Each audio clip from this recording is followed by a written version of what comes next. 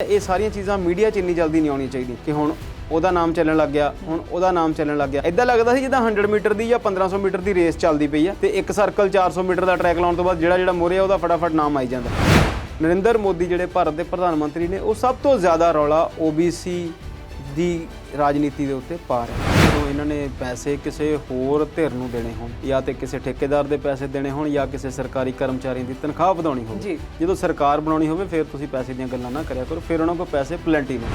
ਪਰ ਦੂਸਰੀ ਗੱਲ ਜਿਹੜੀ ਸੁਨੀਲ ਜਾਖੜ ਜੀ ਨੇ ਕਹੀ, ਉਹਨਾਂ ਨੇ ਕਿਹਾ ਕਿ ਇੱਕ ਪਾਸੇ ਤਾਂ ਤੁਸੀਂ ਇਸ ਗੱਲ ਦਾ ਢੋਲ ਪਿੱਟ ਰਹੇ ਆ ਕਿ ਅਸੀਂ ਪਹਿਲਾ ਦਲਿਤ ਮੁੱਖ ਮੰਤਰੀ 70 ਸਾਲ ਦੇ ਪੰਜਾਬ ਦੇ ਇਤਿਹਾਸ ਦੇ ਵਿੱਚ ਪੰਜਾਬ ਨੂੰ ਦੇ ਦਿੱਤਾ, ਤੇ ਦੂਸਰਾ ਤੁਸੀਂ ਉਹਦੇ ਸਹੁੰ ਚੁੱਕਣ ਤੋਂ ਪਹਿਲਾਂ ਹੀ ਕਹਿ ਦਿੰਦੇ ਆ ਕਿ ਜਿਹੜੀ ਅਗਲੀ ਇਲੈਕਸ਼ਨ ਆ ਉਹ ਕਿਸੇ ਹੋਰ ਚਿਹਰੇ ਦੇ ਨਾਮ ਤੇ ਲੜੀ ਜਾਣੀ ਹੈ। ਜੇ ਤੁਸੀਂ ਕਿਹਾ ਸੀਗਾ ਕਿ ਅਸੀਂ ਦਲਿਤ ਮੁੱਖ ਮੰਤਰੀ ਬਣਾਇਆ ਤੇ ਉਹ ਸਿਰਫ ਇੱਕ ਟਿੱਕਾ ਹੀ ਲਾਇਆ, ਕਲੰਕ ਹੀ ਲਾਇਆ 3-4 ਮਹੀਨੇ ਵਾਸਤੇ।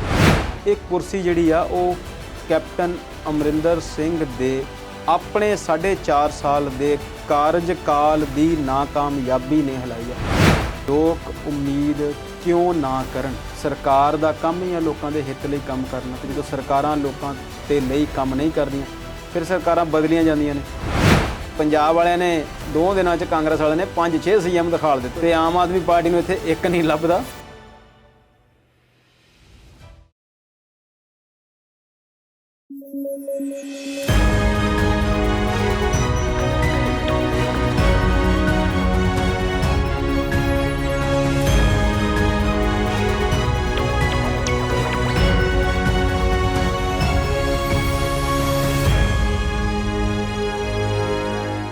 ਸਤਿ ਸ਼੍ਰੀ ਅਕਾਲ। ਪੰਜਾਬੀ ਨੈਸ਼ਨਲ ਟੀਵੀ ਦੇਖ ਰਹੇ ਸਾਰੇ ਦਰਸ਼ਕਾਂ ਦਾ ਸਵਾਗਤ ਹੈ। ਖਬਰਾਂ ਦੇ ਆਰ-ਪਾਰ ਦੀ ਚਰਚਾ ਕਰਨ ਲਈ ਲੈ ਕੇ ਹਾਜ਼ਰ ਹਾਂ ਪ੍ਰੋਗਰਾਮ ਵਿਚਾਰ ਚਰਚਾ। ਸ਼ਨੀਵਾਰ ਨੂੰ ਪੰਜਾਬ ਦੀ ਰਾਜਨੀਤੀ ਵਿੱਚ ਇੱਕ ਵੱਡਾ ਫੇਰ ਬਦਲ ਹੋਇਆ। ਮੁੱਖ ਮੰਤਰੀ ਕੈਪਟਨ ਅਮਰਿੰਦਰ ਸਿੰਘ ਨੇ ਅਸਤੀਫਾ ਦੇ ਦਿੱਤਾ ਤੇ ਪੰਜਾਬ ਨੂੰ ਨਵੇਂ ਮੁੱਖ ਮੰਤਰੀ ਚਰਨਜੀਤ ਸਿੰਘ ਚੰਨੀ ਦੇ ਰੂਪ ਵਿੱਚ ਮਿਲ ਚੁੱਕੇ ਨੇ। ਇਸ ਬਾਰੇ ਵਿਸਥਾਰ ਨਾਲ ਗੱਲਬਾਤ ਕਰਾਂਗੇ। ਯੋਗੀ ਆਦਿੱਤਿਆਨਾਥ ਨੇ ਵੀ ਆਪਣੇ ਕਾਰਜਕਾਲ ਦਾ ਲੇਖਾ ਜੋਖਾ ਦਿੱਤਾ ਹੈ ਤੇ ਆਪ ਸੁਪਰੀਮੋ ਅਰਵਿੰਦ ਕੇਜਰੀਵਾਲ ਨੇ ਉੱਤਰਾਖੰਡ ਵਿੱਚ ਕੁਝ ਵੱਡੇ ਐਲਾਨ ਕਰ ਦਿੱਤੇ ਨੇ। ਇਹਨਾਂ ਤੇ ਹੋਰ ਬਹੁਤ ਸਾਰੇ ਮੁੱਦਿਆਂ ਤੇ ਚਰਚਾ ਕਰਾਂਗੇ ਤੇ ਚਰਚਾ ਕਰਨ ਲਈ ਮੇਰੇ ਨਾਲ ਨੇ ਜੀ ਸਾਡੇ ਮਾਹਿਰ ਮਹਿਮਾਨ ਅੰਮ੍ਰਿਤਪਾਲ ਸ਼ਰਮਾ ਜੀ। ਸਤਿ ਸ਼੍ਰੀ ਅਕਾਲ ਸਰ, ਬਹੁਤ-ਬਹੁਤ ਸਵਾਗਤ ਹੈ। ਸਤਿ ਸ਼੍ਰੀ ਅਕਾਲ ਹਰਪ੍ਰੀਤ ਜੀ, ਕੀ ਹਾਲ ਚਾਲ? ਬਸ ਜੀ ਤੁਸੀਂ ਦੱਸੋ। ਮੇਰਾ ਹਾਲ ਚਾਲ ਤਾਂ ਵਧੀਆ। ਪੰਜਾਬ ਦੀ ਰਾਜਨੀਤੀ ਵਿੱਚ ਇੱਕ ਬੜਾ ਭੁਚਾਲ ਤੂਫਾਨ ਆਇਆ ਹੋਇਆ। ਹੁਣ ਤਾਂ ਹੋ ਗਿਆ ਠੰਡਾ, ਸ਼ਾਂਤ ਹੋ ਗਿਆ ਭੁਚਾਲ ਜੀ। ਹੁਣ ਤਾਂ ਭੁਚਾਲ ਸ਼ਾਂਤ ਹੋ ਗਿਆ। ਸ਼ਨੀਵਾਰ ਨੂੰ ਕੈਪਟਨ ਅਮਰਿੰਦਰ ਸਿੰਘ ਨੇ ਅਸਤੀਫਾ ਦਿੱਤਾ ਤੇ ਉਸ ਤੋਂ ਬਾਅਦ ਕਿਆਸ ਲਗਾਏ ਜਾ ਰਹੇ ਸੀ, ਕਦੀ ਕਿਸੇ ਦਾ ਨਾਮ ਕਦੀ ਕਿਸੇ ਦਾ ਨਾਮ ਸਾਹਮਣੇ ਆ ਰਿਹਾ ਸੀ ਤੇ ਅੰਤ ਵਿੱਚ ਬਾਜ਼ੀ ਮਾਰੀ ਚਰਨਜੀਤ ਸਿੰਘ ਚੰਨੀ ਨੇ। ਉਹ ਪੰਜਾਬ ਦੀ ਕਪਤਾਨੀ ਉਹਨਾਂ ਦੇ ਹੱਥ ਵਿੱਚ ਆ ਚੁੱਕੀ ਹੈ ਜੀ। ਕੀ ਕਹਿਣਾ ਚਾਹੋਗੇ ਕਿ ਲੋਕਾਂ ਦੀਆਂ ਆਸਾਂ ਉਮੀਦਾਂ ਤੇ ਖਰੇ ਉਤਰਨਗੇ ਜਾਂ ਫਿਰ ਜਿਹੜੇ ਪੰਜਾਬ ਦੇ ਲੋਕ ਹੈ ਉਹ ਸਿਸਵਾ ਫਾਰਮ ਤੇ ਪਟਿਆਲਾ ਤੋਂ ਮੂੰਹ ਮੋੜ ਕੇ ਚਮਕੌਰ ਸਾਹਿਬ ਵੱਲ ਧਰਨੇ ਮਾਰਨ ਲਈ ਤੁਰ ਜਾਣਗੇ? ਦੇਖੋ, ਇਹ ਤਾਂ ਤੁਸੀਂ ਜ਼ਿਆਦਾ ਜਲਦੀ ਕਰ ਲਈ ਆ, ਥੋੜਾ ਟਾਈਮ ਦਿਓ ਫਿਰ ਪਤਾ ਲੱਗੇਗਾ। ਵੈਸੇ ਟਾਈਮ ਹੈ ਹੀ ਥੋੜਾ ਜੀ, ਬਿਲਕੁਲ। ਤੇ ਜੇ ਅਸੀਂ ਗੱਲ ਕਰੀਏ ਤੇ ਪਹਿਲਾਂ ਇੱਕ ਗੱਲ ਹੈ ਇਸ ਗੱਲ ਦੇ ਵਿੱਚ ਕਿ ਇੱਕ ਨਵਾਂ ਮੁੱਖ ਮੰਤਰੀ ਪੰਜਾਬ ਨੂੰ ਮਿਲ ਗਿਆ। ਬਿਲਕੁਲ।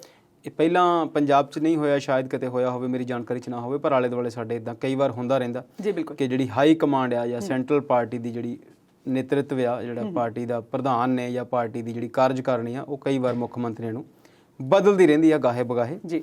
ਬੀਤੇ ਦਿਨੀ ਉੱਤਰਾਖੰਡ 'ਚ ਵੀ ਬਦਲੇ ਗਏ ਤੇ ਗੁਜਰਾਤ ਵਿੱਚ ਸਾਰੇ ਜਿਹੜੇ ਆ ਉਹ ਬਦਲ ਦਿੱਤੇ ਗਏ। ਈਵਨ ਕਿ ਕੈਬਨਿਟ ਹੀ ਸਾਰੀ ਬਦਲ ਦਿੱਤੀ ਗਈ। ਹਾਲੇ ਕੈਬਨਿਟ ਦੇ ਸਾਡੇ ਜਦ ਤੱਕ ਪ੍ਰੋਗਰਾਮ ਰਿਕਾਰਡ ਹੋਵੇਗਾ ਤਦ ਤੱਕ ਨਹੀਂ ਬਣੀ, ਬਾਅਦ ਵਿੱਚ ਬਣੇਗੀ। ਸਭ ਤੋਂ ਪਹਿਲਾਂ ਤਾਂ ਇੱਕ ਗੱਲ ਹੈ, ਬਿਲਕੁਲ ਤੁਸੀਂ ਜਿਹੜੀ ਗੱਲ ਦੱਸੀ ਕਿ ਬਾਜੀ ਜਿਹੜੀ ਆ ਉਹ ਚਰਨਜੀਤ ਚੰਨੀ ਨੇ ਮਾਰੀ। ਜੀ। ਸੋਸ਼ਲ ਮੀਡੀਆ ਦੇ ਉੱਤੇ ਵਧਾਈ ਵੀ ਉਹਨਾਂ ਨੂੰ ਮਿਲ ਰਹੀ ਆ ਤੇ ਖਿਚਾਈ ਵੀ ਹੋ ਰਹੀ ਆ। ਇਹ ਸਾਡੇ ਸੋਸ਼ਲ ਮੀਡੀਆ ਦਾ ਇੱਕ ਟ੍ਰੈਂਡ ਆ ਕਿ ਜਦੋਂ ਕੋਈ ਚੀਜ਼ ਸਾਹਮਣੇ ਆਉਂਦੀ ਆ ਉਹਦਾ ਗੂਗਲ ਵੀ ਕਰ ਲਿਆ ਜਾਂਦਾ ਤੇ ਉਹਦੀ ਜਾਣਕਾਰੀ ਆਸਿਓਂ ਪਾਸਿਓਂ ਵੀ ਲੈ ਲਈ ਜਾਂਦੀ ਆ ਤੇ ਫਿਰ ਬਹੁਤ ਸਾਰੀਆਂ ਚੀਜ਼ਾਂ ਜਿਹੜੀਆਂ ਹੁੰਦੀਆਂ ਸਾਹਮਣੇ ਆਉਣ ਲੱਗ ਜਾਂਦੀਆਂ। ਜੀ। ਤੇ ਇਹਦਾ ਇੱਕ ਹੋਰ ਵੀ ਆਸਪੈਕਟ ਆ ਕਿ ਲੋਕਾਂ ਦੀ ਜਿਹੜੀ ਰੁਚੀ ਆ ਰਾਜਨੀਤੀ ਦੇ ਵਿੱਚ ਦਿਨ ਪ੍ਰਤੀ ਦਿਨ ਵੱਧਦੀ ਆ, ਅਵੇਅਰਨੈਸ ਵੱਧ ਰਹੀ ਆ ਤੇ ਲੋਕ ਆਪਣੀਆਂ ਸਮੱਸਿਆਵਾਂ ਲਈ, ਆਪਣੀਆਂ ਸਮੱਸਿਆਵਾਂ ਦੇ ਹੱਲ ਲਈ ਰਾਜਨੀਤੀ ਵੱਲ ਦੇਖਦੇ ਨੇ ਤੇ ਫਿਰ ਉਸ ਚੀਜ਼ ਦਾ ਜਿਹੜਾ ਲੇਖਾ ਜੋਖਾ ਉਹ ਕਰਦੇ ਰਹਿੰਦੇ ਨੇ। ਬਿਲਕੁਲ। ਹੁਣ ਤੁਸੀਂ ਗੱਲ ਕੀਤੀ ਕਿ ਭੁਚਾਲ ਆਇਆ ਸੀ, ਬਿਲਕੁਲ ਉਹਨੂੰ ਇਹ ਤੁਸੀਂ ਇੱਕ ਪੋਲੀਟੀਕਲ ਲੈਂਗੁਏਜ ਦੇ ਵਿੱਚ ਤੁਸੀਂ ਉਹਨੂੰ ਭੁਚਾਲ ਹੀ ਕਹਿ ਸਕਦੇ ਆ ਕਿ ਇੱਕ ਵੱਡਾ ਫੇਰ ਬਦਲ ਹੋਇਆ। ਪਿਛਲੇ 10 ਤੋਂ 15 ਸਾਲ ਦੀ ਰਾਜਨੀਤੀ ਜੇ ਪੰਜਾਬ ਦੀ ਦੇਖੀਏ ਤੇ ਪੰਜਾਬ ਕਾਂਗਰਸ ਨੂੰ ਕੈਪਟਨ ਅਮਰਿੰਦਰ ਸਿੰਘ ਤੋਂ ਬਿਨਾਂ ਸੋਚਿਆ ਨਹੀਂ ਜਾ ਸਕਦਾ ਤੇ ਦੇਖਿਆ ਨਹੀਂ ਜਾ ਸਕਦਾ ਸੀ। ਵੈਸੇ ਹਾਲੇ ਵੀ ਉਹ ਵੱਡੇ ਲੀਡਰ ਨੇ, ਉਹਨਾਂ ਨੇ ਪਾਰਟੀ ਛੱਡੀ ਨਹੀਂ ਹੈਗੀ, ਪਰ ਫਿਰ ਵੀ ਉਹਨਾਂ ਦਾ ਜਿਹੜਾ ਕੱਦ ਆ, ਉਹਨਾਂ ਦਾ ਜਿਹੜਾ ਬੁੱਤ ਆ, ਉਹ ਮੁੱਖ ਮੰਤਰੀ ਤੋਂ ਸਾਬਕਾ ਹੋਣ ਦੇ ਨਾਲ ਤੁਸੀਂ ਜਾਣਦੇ ਆ ਕਿ ਬਹੁਤ ਸਾਰਾ ਫਰਕ ਪੈਂਦਾ। ਅਸੀਂ ਚੋਣਾਂ ਦੇ ਨਤੀਜਿਆਂ ਵਾਲੇ ਦਿਨ ਦੇਖਦੇ ਹੁੰਦੇ ਹਾਂ ਕਿ ਦਿੱਲੀ ਦੇ ਵਿੱਚ ਜੇ ਤੇ ਬੀਜੇਪੀ ਦੀ ਸਰਕਾਰ ਬਣਦੀ ਹੋਵੇ ਤੇ ਕਾਂਗਰਸ ਵਾਲਾ ਦਫ਼ਤਰ ਜਿਹੜਾ ਖਾਲੀ ਹੋ ਜਾਂਦਾ, ਉੱਥੇ ਕੋਈ ਨਹੀਂ ਹੁੰਦਾ। ਬਿਲਕੁਲ। ਤੇ ਜਦੋਂ ਕਾਂਗਰਸ ਦੀ ਸਰਕਾਰ ਕਿਸੇ ਸਟੇਟ 'ਚ ਜਾਂ ਸੈਂਟਰ 'ਚ ਬਣਦੀ ਹੋਵੇ ਤਾਂ ਜਾਂ ਬੀਜੇਪੀ ਜਾਂ ਫਿਰ ਸੀਪੀਆਈ ਦੇ ਦਫ਼ਤਰਾਂ ਦੇ ਵਿੱਚ ਜਿਹੜਾ ਬਾਹਰ ਰਸ਼ ਆ ਉਹ ਖਾਲੀ ਹੋਣ ਲੱਗ ਜਾਂਦਾ। ਬਿਲਕੁਲ। ਤੁਸੀਂ ਆਪ ਹੀ ਦੱਸਿਆ ਕਿ ਹੁਣ ਜਿਹੜੇ ਲੋਕ ਨੇ ਉਹ ਸਿਸਵਾਂ ਫਾਰਮ ਦੀ ਜਗ੍ਹਾ ਚਮਕੌਰ ਸਾਹਿਬ ਜਾਣਗੇ। ਵੈਸੇ ਚੰਨੀ ਸਾਹਿਬ ਨੇ ਜਿਹੜੀ ਰਿਹਾਇਸ਼ ਆ ਉਹ ਖਰੜ 'ਚ ਰੱਖੀ ਹੋਈ ਹੈ ਜੀ, ਇੱਥੇ ਹੀ ਰਹਿੰਦੇ ਨੇ ਅੱਜ ਕੱਲ੍ਹ। ਖਰੜ ਤੋਂ ਚਮਕੌਰ ਸਾਹਿਬ ਜ਼ਿਆਦਾ ਦੂਰ ਨਹੀਂ ਹੈਗਾ, ਨੇੜੇ ਹੀ ਹੈ।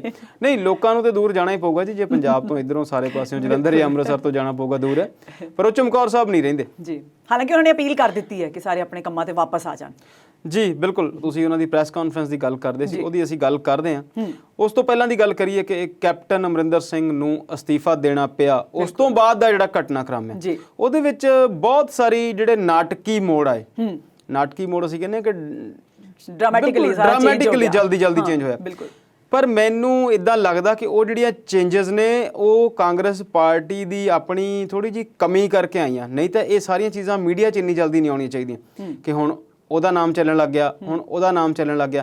ਇਦਾਂ ਲੱਗਦਾ ਸੀ ਜਿੱਦਾਂ 100 ਮੀਟਰ ਦੀ ਜਾਂ 1500 ਮੀਟਰ ਦੀ ਰੇਸ ਚੱਲਦੀ ਪਈ ਆ ਤੇ ਇੱਕ ਸਰਕਲ 400 ਮੀਟਰ ਦਾ ਟਰੈਕ ਲਾਉਣ ਤੋਂ ਬਾਅਦ ਜਿਹੜਾ ਮੋਰੇ ਆ ਉਹਦਾ ਫਟਾਫਟ ਨਾਮ ਆਈ ਜਾਂਦਾ, ਕੋਈ ਰੇਸ ਲੱਗੀ ਹੋਈ ਹੋਵੇ, ਇਦਾਂ ਜਾਪਦਾ ਸੀ। ਪਰ ਗੱਲ ਤੇ ਪੱਕੀ ਆ ਕਿ ਜਦੋਂ ਅੰਦਰ ਮੀਟਿੰਗ ਹੋ ਰਹੀ ਹੈ, ਅੰਦਰ ਪ੍ਰੈਸ ਦਾ ਕੋਈ ਬੰਦਾ ਨਹੀਂ ਆ ਤੇ ਐਮਐਲਏ ਹੀ ਆਪਣੇ ਵਾਕਫ ਪੱਤਰਕਾਰਾਂ ਨੂੰ ਜਾਂ ਆਪਣੇ ਤਰੀਕੇ ਦੇ ਨਾਲ ਬਾਹਰ ਸੂਚਨਾ ਭੇਜਦੇ ਹੋਣਗੇ ਕਿ ਹੁਣ ਇਹਦਾ ਨਾਮ ਲੈਤਾ ਗਿਆ ਤੇ ਉਹ ਜਿਹੜੇ ਸਾਡੇ ਪੱਤਰਕਾਰ ਨੇ ਉਹਦਾ ਨਾਮ ਲੈਣਾ ਸ਼ੁਰੂ ਕਰ ਦਿੰਦੇ ਨੇ। ਫਿਰ ਦੂਸਰੇ ਦਾ ਨਾਮ ਸਾਹਮਣੇ ਆ ਗਿਆ ਤਾਂ ਦੂਸਰੇ ਦਾ ਨਾਮ ਰੌਲਾ ਪੈਣਾ ਸ਼ੁਰੂ ਹੋ ਗਿਆ। ਗੱਲ ਸੁਨੀਲ ਜਾਖੜ ਤੋਂ ਸ਼ੁਰੂ ਹੋਈ, ਉਸ ਤੋਂ ਬਾਅਦ ਰੰਧਾਵਾ ਸਾਹਿਬ ਦਾ ਨਾਮ ਆਉਣ ਲੱਗ ਗਿਆ। ਉਹਨਾਂ ਨੂੰ ਤਾਂ ਆਈ ਥਿੰਕ ਲੱਡੂ ਵੀ ਖਵਾਤੇ ਗਏ ਪਰ ਉਹਨਾਂ ਦਾ ਸਵਾਦ ਕਿਰਕਿਰਾ ਹੋ ਗਿਆ।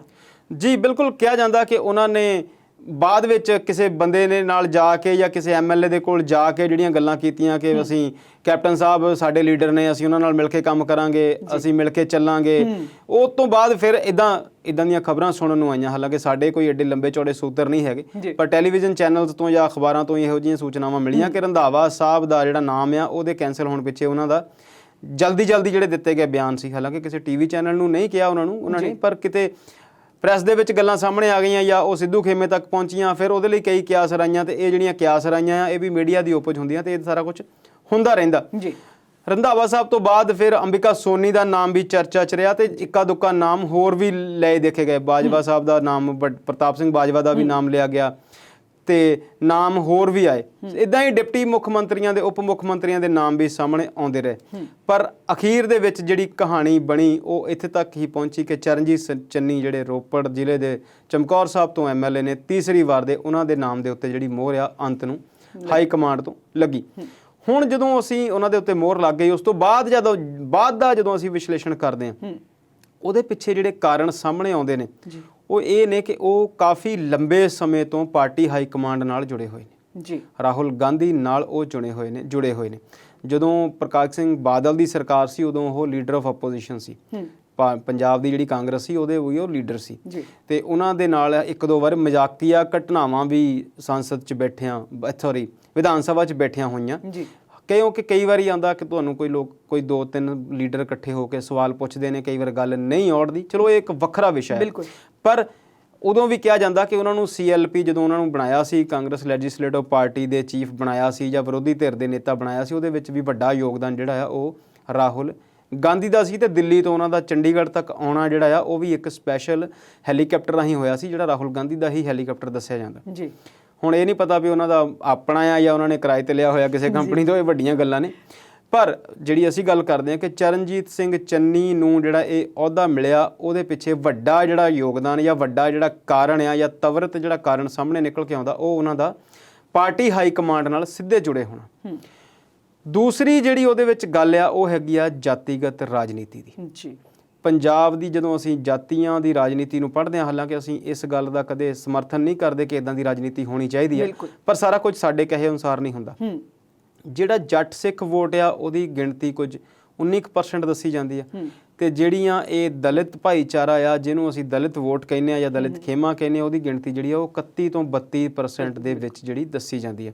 ਤੇ ਜਿਹੜੀ ਹਿੰਦੂ ਵੋਟ ਆ ਉਹਦੀ ਗਿਣਤੀ ਜਿਹੜੀ ਆ 34% ਦੱਸੀ ਜਾਂਦੀ ਹੈ ਤੇ ਅਦਰਸ ਜਿਹੜੇ ਆ ਉਹਨਾਂ ਦੀ ਗਿਣਤੀ 10% ਦੱਸੀ ਜਾਂਦੀ ਹੈ।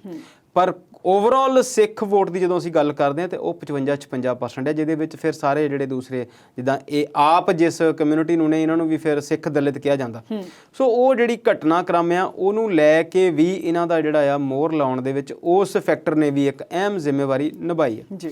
ਜੇਕਰ ਅਸੀਂ ਇਸ ਘਟਨਾ ਨੂੰ ਛੱਡ ਕੇ ਸੈਂਟਰਲ ਪੋਲਿਟਿਕਸ ਦੀ ਗੱਲ ਕਰੀਏ ਤੇ ਬੀਤੇ ਕੁਝ 6 ਮਹੀਨਿਆਂ ਤੋਂ ਜੀ ਨਰਿੰਦਰ ਮੋਦੀ ਜਿਹੜੇ ਭਾਰਤ ਦੇ ਪ੍ਰਧਾਨ ਮੰਤਰੀ ਨੇ ਉਹ ਸਭ ਤੋਂ ਜ਼ਿਆਦਾ ਰੌਲਾ OBC ਦੀ ਰਾਜਨੀਤੀ ਦੇ ਉੱਤੇ ਪਾ ਰਹੇ ਨੇ ਜੀ ਕਿਉਂਕਿ ਉਹਨਾਂ ਨੇ ਦੇਖਿਆ ਕਿ ਜਿਹੜੀਆਂ ਵੋਟਾਂ ਦੀ ਗਿਣਤੀ ਮਿਣਤੀ ਆ ਜਿਹੜੀਆਂ ਜਦੋਂ 24 ਦੀ ਕਵਾਇਦ ਸ਼ੁਰੂ ਹੁੰਦੀ ਆ ਜਾਂ UP ਦੀਆਂ ਇਲੈਕਸ਼ਨਸ ਦੀ ਗੱਲ ਹੁੰਦੀ ਆ ਤੇ ਉੱਥੇ OBC ਜਿਹੜੇ ਉਹ ਬਹੁਤ ਮਾਇਨੇ ਰਖਾਉਂਦੇ ਨੇ। ਇਹ ਤਾਂ ਸੀ ਨੈਸ਼ਨਲ ਪੋਲਿਟਿਕਸ। ਜਦੋਂ ਅਸੀਂ ਪੰਜਾਬ ਦੀ ਗੱਲ ਕਰੀਏ ਤੇ ਕਾਂਗਰਸ ਨੂੰ ਛੱਡ ਕੇ ਬਾਕੀ ਦੀਆਂ ਤਿੰਨੋਂ ਧਿਰਾਂ BSP ਤੇ ਸ਼੍ਰੋਮਣੀ ਅਕਾਲੀ ਦਲ ਇੱਕ ਧਿਰ ਬਣ ਗਈ, ਆਮ ਆਦਮੀ ਪਾਰਟੀ ਦੂਸਰੀ ਧਿਰ ਆ ਤੇ BJP ਤੀਸਰੀ ਧਿਰ ਆ ਤੇ ਕਾਂਗਰਸ ਸੱਤਾ ਦੇ ਵਿੱਚ ਹੈ। ਇਹੀ 4 ਪਾਰਟੀਆਂ ਹਾਲੇ ਤੱਕ ਉਹਦੇ 'ਚ ਪਹਿਲੇ ਉਹਦੇ 'ਚ ਨਜ਼ਰ ਆਉਂਦੀਆਂ। ਢੀਂਡਸਾ ਸਾਹਿਬ ਦਾ ਜਿਹੜਾ ਸੰਯੁਕਤ ਅਕਾਲੀ ਦਲ ਆ ਜਾਂ ਟਕਸਾਲੀ ਆ ਉਹ ਵੀ ਉਹਦੇ ਵਿੱਚ ਹੈਗਾ।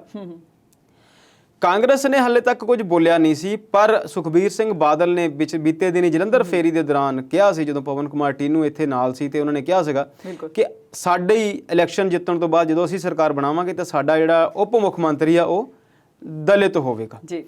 ਤੇ ਨਾਲ ਦੀ ਨਾਲ BJP ਨੇ ਕੁਝ ਦਿਨਾਂ ਬਾਅਦ ਜਾਂ ਕੁਝ ਦਿਨ ਪਹਿਲਾਂ ਐਲਾਨ ਕੀਤਾ ਸੀਗਾ ਕਿ ਅਸੀਂ 117 ਸੀਟਾਂ ਲੜਨੀਆਂ, ਸਾਰੀਆਂ ਹੀ ਅਸੀਂ ਜਿੱਤਣੀਆਂ ਤੇ ਅਸੀਂ ਜਿਹੜਾ ਚਿਹਰਾ ਹੀ ਉਹ ਆ ਦਲਿਤ ਦੇਵਾਂਗੇ ਮੁੱਖ ਮੰਤਰੀ ਦਾ ਹੀ। ਤੇ ਉਦੋਂ ਤੋਂ ਜਿਹੜੇ ਸਾਂਪਲਾ ਸਾਹਿਬ ਆ ਉਹਨਾਂ ਦੇ ਨਾਮ ਦੀ ਵੀ ਚਰਚਾ ਹੋਣ ਲੱਗੀ ਕਿ ਸ਼ਾਇਦ ਮੁੱਖ ਮੰਤਰੀ ਪੰਜਾਬ ਦੇ ਉਹ ਬਣਨਗੇ। ਤੇ ਅਕਾਲੀ ਦਲ ਦੀ ਜਦੋਂ ਗੱਲ ਕਰਦੇ ਆ ਤੇ ਕਈ ਚਿਹਰੇ ਨੇ ਤੇ ਕਿਉਂਕਿ ਉਹਨਾਂ ਨੇ ਜਲੰਧਰ 'ਚ ਆ ਕੇ ਕਿਹਾ ਸੀ ਤੇ ਪਵਨ ਕੁਮਾਰ ਟੀਨੂ ਉਹਨਾਂ ਦੇ ਨਾਲ ਸੀ ਤੇ ਇਹ ਵੀ ਲੱਗਦਾ ਸੀਗਾ ਕਿ ਜੇਕਰ ਅਕਾਲੀ ਦਲ ਦੇ ਪੈਰ ਥੱਲੇ ਇਹ ਚੋਣਾਂ ਵਾਲਾ ਬਟੇਰਾ ਜਿਹੜਾ ਆਉਂਦਾ ਆ ਵੋਟਾਂ ਵਾਲਾ ਤੇ ਫਿਰ ਸ਼ਾਇਦ ਡਿਪਟੀ ਮੁੱਖ ਮੰਤਰੀ ਪਵਨ ਕੁਮਾਰ ਟੀਨੂ ਬਣਨ। ਇਸੇ ਤਰੀਕੇ ਦੇ ਨਾਲ ਜਦੋਂ ਅਸੀਂ ਫਿਰ ਕੱਲ ਦੇਖਦੇ ਹਾਂ ਤੀਸਰੀ ਪਾਰਟੀ ਦੀ ਕਾਂਗਰਸ ਦੀ, ਜਿਹਨੇ ਹਾਲੇ ਤੱਕ ਇਦਾਂ ਦਾ ਕੋਈ ਐਲਾਨ ਨਹੀਂ ਕੀਤਾ ਸੀ ਤੇ ਉਹਨਾਂ ਕੋਲ ਹੁਣ ਉਹ ਜਿਹੜਾ ਭੁਚਾਲ ਆਇਆ ਉਹਦੇ ਨਾਲ ਇਹੋ ਜਿਹੀਆਂ ਘਟਨਾਵਾਂ ਸਾਹਮਣੇ ਆਈਆਂ ਕਿ ਯਾਰ ਇਹਨਾਂ ਨੇ ਤੇ ਜਦੋਂ 22 ਫਰਵਰੀ ਦੇ ਵਿੱਚ ਰਿਜ਼ਲਟ ਆਉਣੇ ਉਦੋਂ ਕਰਨਾ, ਅਸੀਂ ਹੁਣੇ ਕਿਉਂ ਨਾ ਕਰ ਦਈਏ। ਸੋ ਇਸ ਗੱਲ ਨੂੰ ਇਹਦੇ ਵਿੱਚ ਦੂਜਾ ਵੱਡਾ ਫੈਕਟਰ ਜਿਹੜਾ ਆ ਉਹ ਜਿਹੜੀ ਜਾਤੀਗਤ ਐਲਾਨ ਦੂਜੀਆਂ 2 ਪਾਰਟੀਆਂ ਨੇ ਕੀਤੇ ਸੀ ਉਹਦੇ ਵਿੱਚ ਉਹ ਜਿਹੜਾ ਇੱਕ ਵੱਡਾ ਰੂਪ ਦੇ ਵਿੱਚ ਸਾਹਮਣੇ ਆਇਆ। ਹਾਲਾਂਕਿ ਆਮ ਆਦਮੀ ਪਾਰਟੀ ਇਸ ਤੋਂ ਬਾਹਰ ਸੀ, ਉਹਨਾਂ ਨੇ ਕਿਹਾ ਸੀਗਾ ਕਿ ਅਸੀਂ ਇੱਕ ਪੰਜਾਬ ਦਾ ਚੰਗਾ ਵਧੀਆ ਸਿੱਖ ਚਿਹਰਾ ਜਿਹੜਾ ਆ ਐਲਾਨ ਕਰਾਂਗੇ। ਸੋ ਇਹ 2 ਫੈਕਟਰ ਚੰਨੀ ਦੀ ਗਿਣਤੀ ਦੇ ਵਿੱਚ ਵੱਡੇ ਆਏ ਨੇ। ਇੱਕ ਤਾਂ ਉਹਨਾਂ ਦਾ ਹਾਈ ਕਮਾਂਡ ਨਾਲ ਨੇੜੇ ਹੋਣਾ ਤੇ ਦੂਸਰਾ ਉਹ ਜਿਹੜੀ ਦਲਿਤ ਜਾਂ ਜਾਤੀਗਤ ਰਾਜਨੀਤੀ ਦੇ ਵਿੱਚ ਉਹਨਾਂ ਦਾ ਉਸ ਫਰੇਮ ਦੇ ਵਿੱਚ ਐਬਸੋਲੂਟਲੀ ਫਿੱਟ ਹੋਣਾ। ਜੀ ਸ਼ਰਮਾ ਜੀ, ਇਸ ਵੇਲੇ ਹੁਣ ਚੰਨੀ ਨੂੰ ਅਸੀਂ ਇੱਦਾਂ ਕਹੀਏ ਕਿ ਉਹਨਾਂ ਨੇ ਦਲਿਤ ਵੋਟ ਬੈਂਕ ਦੇ ਆਧਾਰ ਤੇ ਜਾਂ ਕਿਸ ਤਰੀਕੇ ਨਾਲ ਵੀ ਉਹ CM ਤਾਂ ਬਣ ਚੁੱਕੇ ਨੇ ਪੰਜਾਬ ਦੇ, ਤੇ ਹੁਣ ਅਸੀਂ ਡਿਪਟੀ CM ਦੀ ਗੱਲ ਕਰਾਂਗੇ, ਪਰ ਗੱਲ ਕਰਾਂਗੇ ਬ੍ਰੇਕ ਤੋਂ ਬਾਅਦ।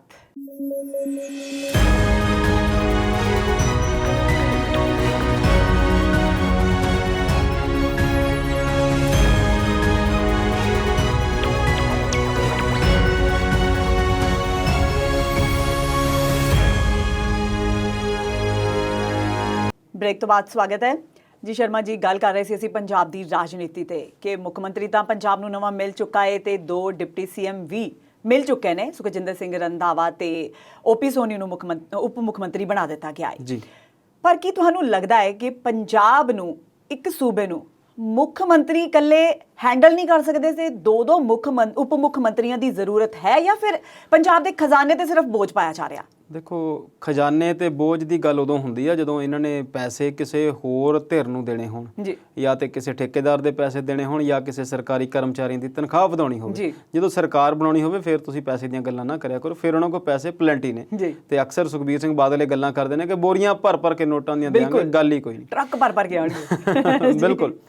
ਜਿਹੜੀ ਤੁਸੀਂ ਗੱਲ ਕੀਤੀ ਆ ਉਪ ਮੁੱਖ ਮੰਤਰੀ ਬਣਾਉਣ ਦੀ, ਜੋ ਉਸ ਤੋਂ ਪਹਿਲਾਂ ਥੋੜੀ ਜੀ ਗੱਲ ਚੰਨੀ ਜੀ ਹੋਰ ਕਰੀਏ, ਚਰਨਜੀਤ ਚੰਨੀ ਜੀ ਦੀ। ਬਹੁਤ ਸਾਰੇ ਲੋਕ ਸੋਸ਼ਲ ਮੀਡੀਆ ਤੇ ਉਹਨਾਂ ਦੀਆਂ ਬਹੁਤ ਸਾਰੀਆਂ ਪੁਰਾਣੀਆਂ ਗੱਲਾਂ ਕੱਢ ਕੇ ਲਿਆਉਂਦੇ ਨੇ ਕਿ ਉਹਨਾਂ ਨੇ ਇਦਾਂ ਬੋਲਿਆ ਸੀ, ਉਹਨਾਂ ਨੇ ਉਦਾਂ ਬੋਲਿਆ ਸੀ। ਪਰ ਇੱਕ ਮੈਂ ਗੱਲ ਦੱਸਣੀ ਚਾਹੁੰਦਾ ਕਿ ਉਹ ਪੜ੍ਹੇ ਲਿਖੇ ਨੇ, ਲਾ ਗ੍ਰੈਜੂਏਟ ਨੇ ਯੂਨੀਵਰਸਿਟੀ ਤੋਂ, ਉਸ ਤੋਂ ਬਾਅਦ ਉਹਨਾਂ ਨੇ ਮਾਸਟਰ ਇਨ ਬਿਜ਼ਨਸ ਐਡਮਿਨਿਸਟ੍ਰੇਸ਼ਨ MBA ਵੀ ਕੀਤੀ ਆ ਤੇ PhD ਵੀ ਕਰ ਰਹੇ ਨੇ। ਬੜੀਆਂ ਵੈਬਸਾਈਟਸ ਜਾਂ ਗੂਗਲ ਉਹਦੇ ਬਾਰੇ ਦੱਸਦਾ ਕਿ ਉਹ ਟੈਸਟ ਦੇ ਵਿੱਚੋਂ, ਐਂਟਰੈਂਸ ਦੇ ਵਿੱਚੋਂ, PU ਚੋਂ ਫੇਲ ਹੋ ਗਏ ਸੀ, ਪਰ ਬਾਅਦ ਵਿੱਚ ਜਦੋਂ ਉਹਦੇ 'ਚ 10 ਨੰਬਰ ਦੀ ਰਿਲੈਕਸੇਸ਼ਨ ਉਸ ਕੋਟੇ ਅਧੀਨ SC ST ਦੇ ਅਧੀਨ ਮਿਲੀ ਤੇ ਬਾਅਦ ਵਿੱਚ ਉਹਨਾਂ ਨੇ ਉਹ ਟੈਸਟ ਜਿਹੜਾ ਪਾਸ ਕਰ ਲਿਆ ਸੀ ਤੇ ਉਹ ਇੰਡੀਅਨ ਨੈਸ਼ਨਲ ਕਾਂਗਰਸ ਉਹਨਾਂ ਦਾ PhD ਦਾ ਸਬਜੈਕਟ ਆ। ਆਪਣੀ ਪਾਰਟੀ ਜਿਹਦੇ ਤੋਂ MLA ਨੇ, ਉਸੇ ਪਾਰਟੀ ਦੀ ਰਾਜਨੀਤੀ ਦੇ ਬਾਰੇ 'ਚ ਉਹ ਜਿਹੜੀ PhD ਉਹ ਕਰ ਰਹੇ ਨੇ।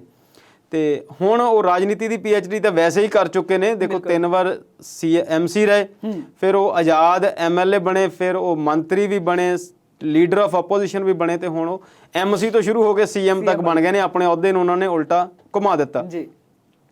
ਤੁਸੀਂ ਗੱਲ ਕੀਤੀ ਆ ਉਪ ਮੁੱਖ ਮੰਤਰੀਆਂ ਦੀ, ਬਿਲਕੁਲ ਠੀਕ ਆ। ਇੰਦਰਾ ਗਾਂਧੀ ਦੀ ਸਰਕਾਰ ਦੇ ਵਿੱਚ ਉਪ ਪ੍ਰਧਾਨ ਮੰਤਰੀ ਵੀ ਬਣਿਆ ਸੀ, ਹਾਲਾਂਕਿ ਬਾਅਦ ਵਿੱਚ ਉਹ ਕਿਤੇ ਬਹੁਤ ਵਾਰ ਨਜ਼ਰ ਨਹੀਂ ਆਏ। ਕਈ ਸਰਕਾਰਾਂ ਇਹੋ ਜਿਹੀਆਂ ਬਣੀਆਂ ਜਿਹਦੇ ਵਿੱਚ ਕੋਈ ਡਿਪਟੀ ਪ੍ਰਾਈਮ ਮਿਨਿਸਟਰ ਸਾਨੂੰ ਨਜ਼ਰ ਨਹੀਂ ਆਇਆ, ਫਿਰ 1-2 ਵਾਰੀ ਬਣੇ ਵੀ ਬਾਅਦ ਵਿੱਚ।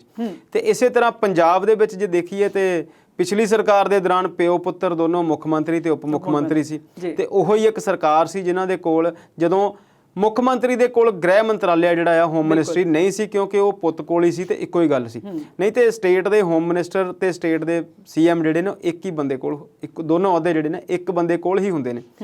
ਇੱਥੇ ਵੀ ਰੌਲਾ ਉਸੇ ਗੱਲ ਦਾ ਚੱਲਦਾ ਰਿਹਾ ਕਿ ਮੁੱਖ ਮੰਤਰੀ ਤੇ ਬਣਾਇਆ ਜਾਵੇਗਾ ਕਿਸੇ ਇੱਕ ਸਮੀਕਰਨ ਨੂੰ ਲੈ ਕੇ ਜਾਤੀ ਦੇ ਆਧਾਰ ਤੇ ਦੂਜੀਆਂ 2 ਧਿਰਾਂ, ਫਿਰ ਜਿੱਦਾਂ ਆਪਾਂ ਗੱਲ ਕੀਤੀ ਹੁਣੇ ਕਿ ਦਲਿਤ, ਹਿੰਦੂ ਤੇ ਸਿੱਖ 3 ਵੱਡੀ ਗਿਣਤੀ 'ਚ ਵੋਟਰ ਨੇ, ਤੇ ਉਹਨਾਂ ਨੂੰ ਫਿਰ ਦੂਜਿਆਂ 2 ਨੂੰ ਸਾਧਣ ਲਈ ਇੱਕ ਸਿੱਖ ਤੇ ਇੱਕ ਹਿੰਦੂ ਨੂੰ ਉਪ ਮੁੱਖ ਮੰਤਰੀ ਬਣਾਏ ਦੇ ਜਾਣ ਦੀ ਚਰਚਾ ਸੀ।